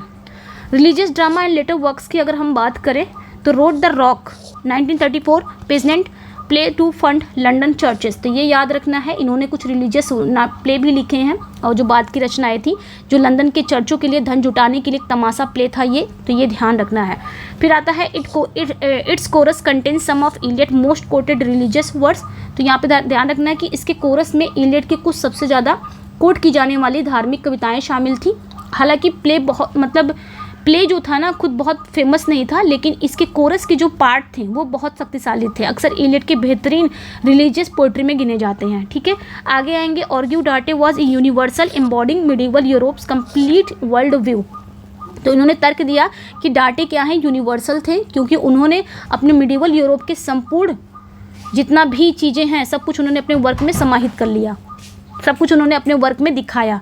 मतलब इलियड डाटे का सबसे महान कवि मानते थे, क्योंकि डाटे की जो कविता अगर हम देखें, डिवाइन कॉमेडी, केवल उनकी अपनी कहानी नहीं थी, बल्कि उन्होंने क्या किया था, 13वीं सदी की, जो 13वीं सेंचुरी के यूरोप के जो धर्म थे, जो दर्शन थे, जो विज्ञान थे, जो समाज थे, यानी एक पूरे युग की समग्र सोच को अपनी कला में उन्होंने समेट लिया था, ठीक है। अब आगे देखेंगे, ठीक है। नेक्स्ट पे आएंगे, इन the cocktail party the guardians guide other toward spiritual destiny, ठीक है। तो कॉकटेल पार्टी में गार्जियंस जो होते हैं वो दूसरों को क्या करते हैं, स्पिरिचुअल डेस्टिनी की ओर मार्गदर्शन करते हैं, गाइड करते हैं। तो इस प्ले में कुछ ऐसे मिस्टीरियस कैरेक्टर हैं ना जो मनोवैज्ञानिक की तरह काम करते हैं, लेकिन रियल में वे लोगों को एक सच्ची आध्यात्मिक राय खोजने में मदद करते हैं, ठीक है, ये ध्यान रखना, ठीक है। नेक्स्ट पॉइंट पे आएंगे, wrote an introduction of Djuna Barnes Nightwood 1936। तो ये याद रखना, उन्होंने जूना बंस के नॉवेल नाइटहुड के लिए एक इंट्रोडक्शन भी लिखा था, ठीक है, ये याद रखना। नाइटहुड ये 20वीं सेंचुरी की एक महत्वपूर्ण और बहुत ही कठिन नॉवेल थी, तो इलियड ने इसके लिए एक प्रभावशाली इंट्रोडक्शन लिखकर इसे लिटरेरी मान्यता दिलाने में मदद की थी। फिर आ जाएंगे, the Family Reunion employs the Greek chorus to frame action. तो द फैमिली रियूनियन एम्प्लॉयज में, ठीक है, फैमिली रियूनियन कार्रवाई यानी कि एक्शन को फ्रेम करने के लिए एक ग्रीक कोरस का यूज़ करता है। तो इस प्ले में इलियड क्या करते हैं, फैमिली रियूनियन में कोरस का यूज़ करते हैं। कोरस मतलब एंशियंट यूनानी जो था, ये एंशियंट ग्रीक प्लेस की ये डिवाइस है ना, जो एंशियंट प्राचीन जो देखा जाए ग्रीक प्लेस होते थे वो लोग कोरस का यूज़ करते थे। तो इलियड ने वहाँ का, ठीक है, वहाँ की स्टाइल को अपनाया और इन्होंने भी इस प्ले में कोरस का यूज़ किया, ठीक है। तो ये ध्यान रखना है, जहाँ एक कोरस क्या करते हैं, जहाँ स्टेज पर कोरस का एक ग्रुप आता है स्टेज पर और आकर घटनाओं के बारे में टिप्पणी करते हैं, ऑडियंस के एक्शन के बारे में टिप्पणी करेंगे और ऑडियंस को, ठीक है, मतलब ये कोरस का काम क्या रहता है, ये स्टेज पर आके घटनाओं के बारे में बताएंगे और जो कैरेक्टर है ना, कैरेक्टर के एक्शन पर टिप्पणी करेंगे और ऑडियंस को कहानी का गहरा अर्थ भी समझाएंगे। तो ये होता है कोरस का काम, जो इलियड ने भी इस वर्क में कोरस का यूज़ किया था।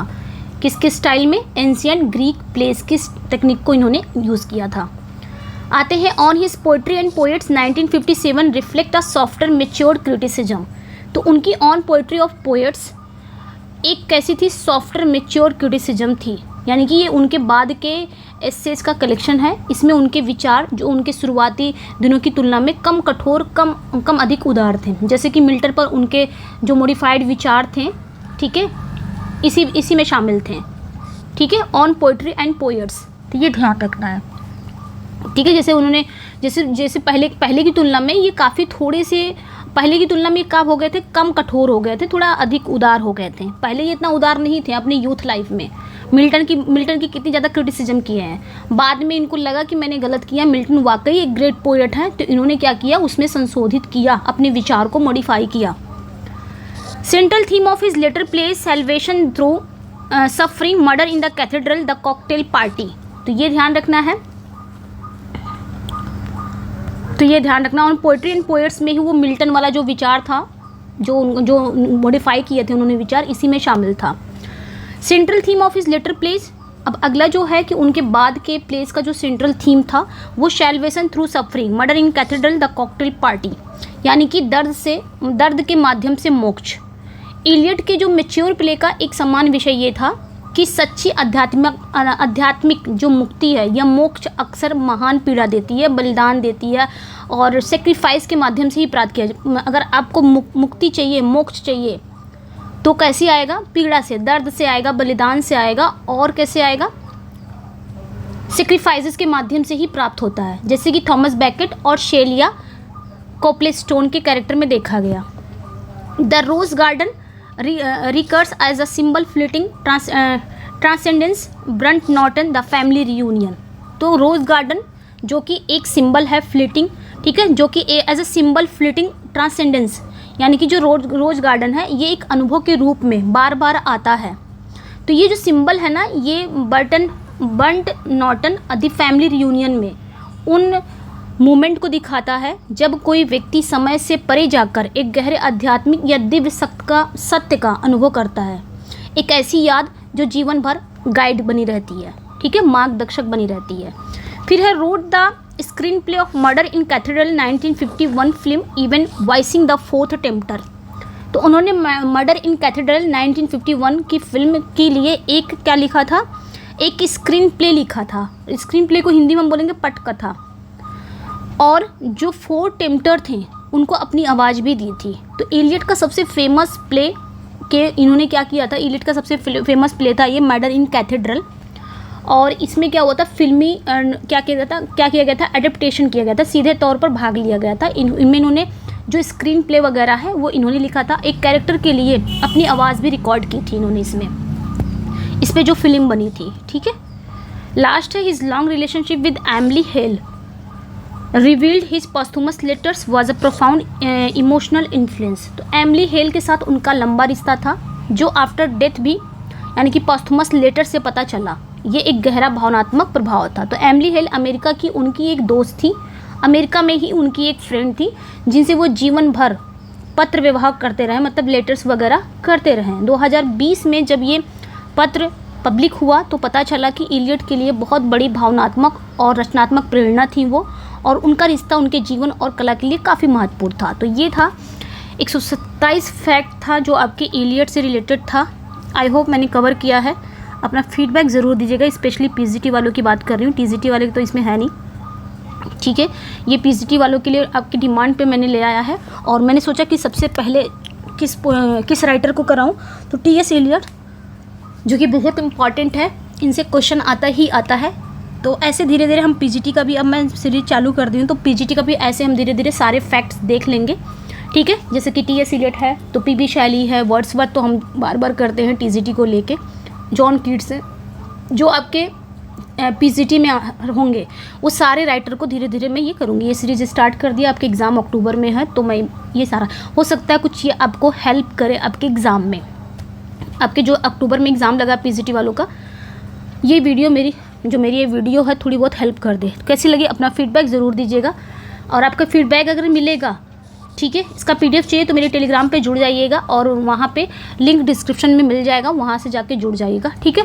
और इसका अगर आप चाहते हो ये सीरीज ऐसे ही चले, अक्टूबर तक चले, तो प्लीज़ सपोर्ट करना, अपना प्यार देना, सपोर्ट करना, एंड सब्सक्राइब करना, चैनल को सब्सक्राइब करना, लाइक करना, शेयर करना, इतना काम जरूर करना। फीडबैक भी देना, फीडबैक बहुत ज़रूरी है, ठीक है। चलिए फिर मिलते हैं नेक्स्ट वीडियो में। Thank you for watching, bye bye.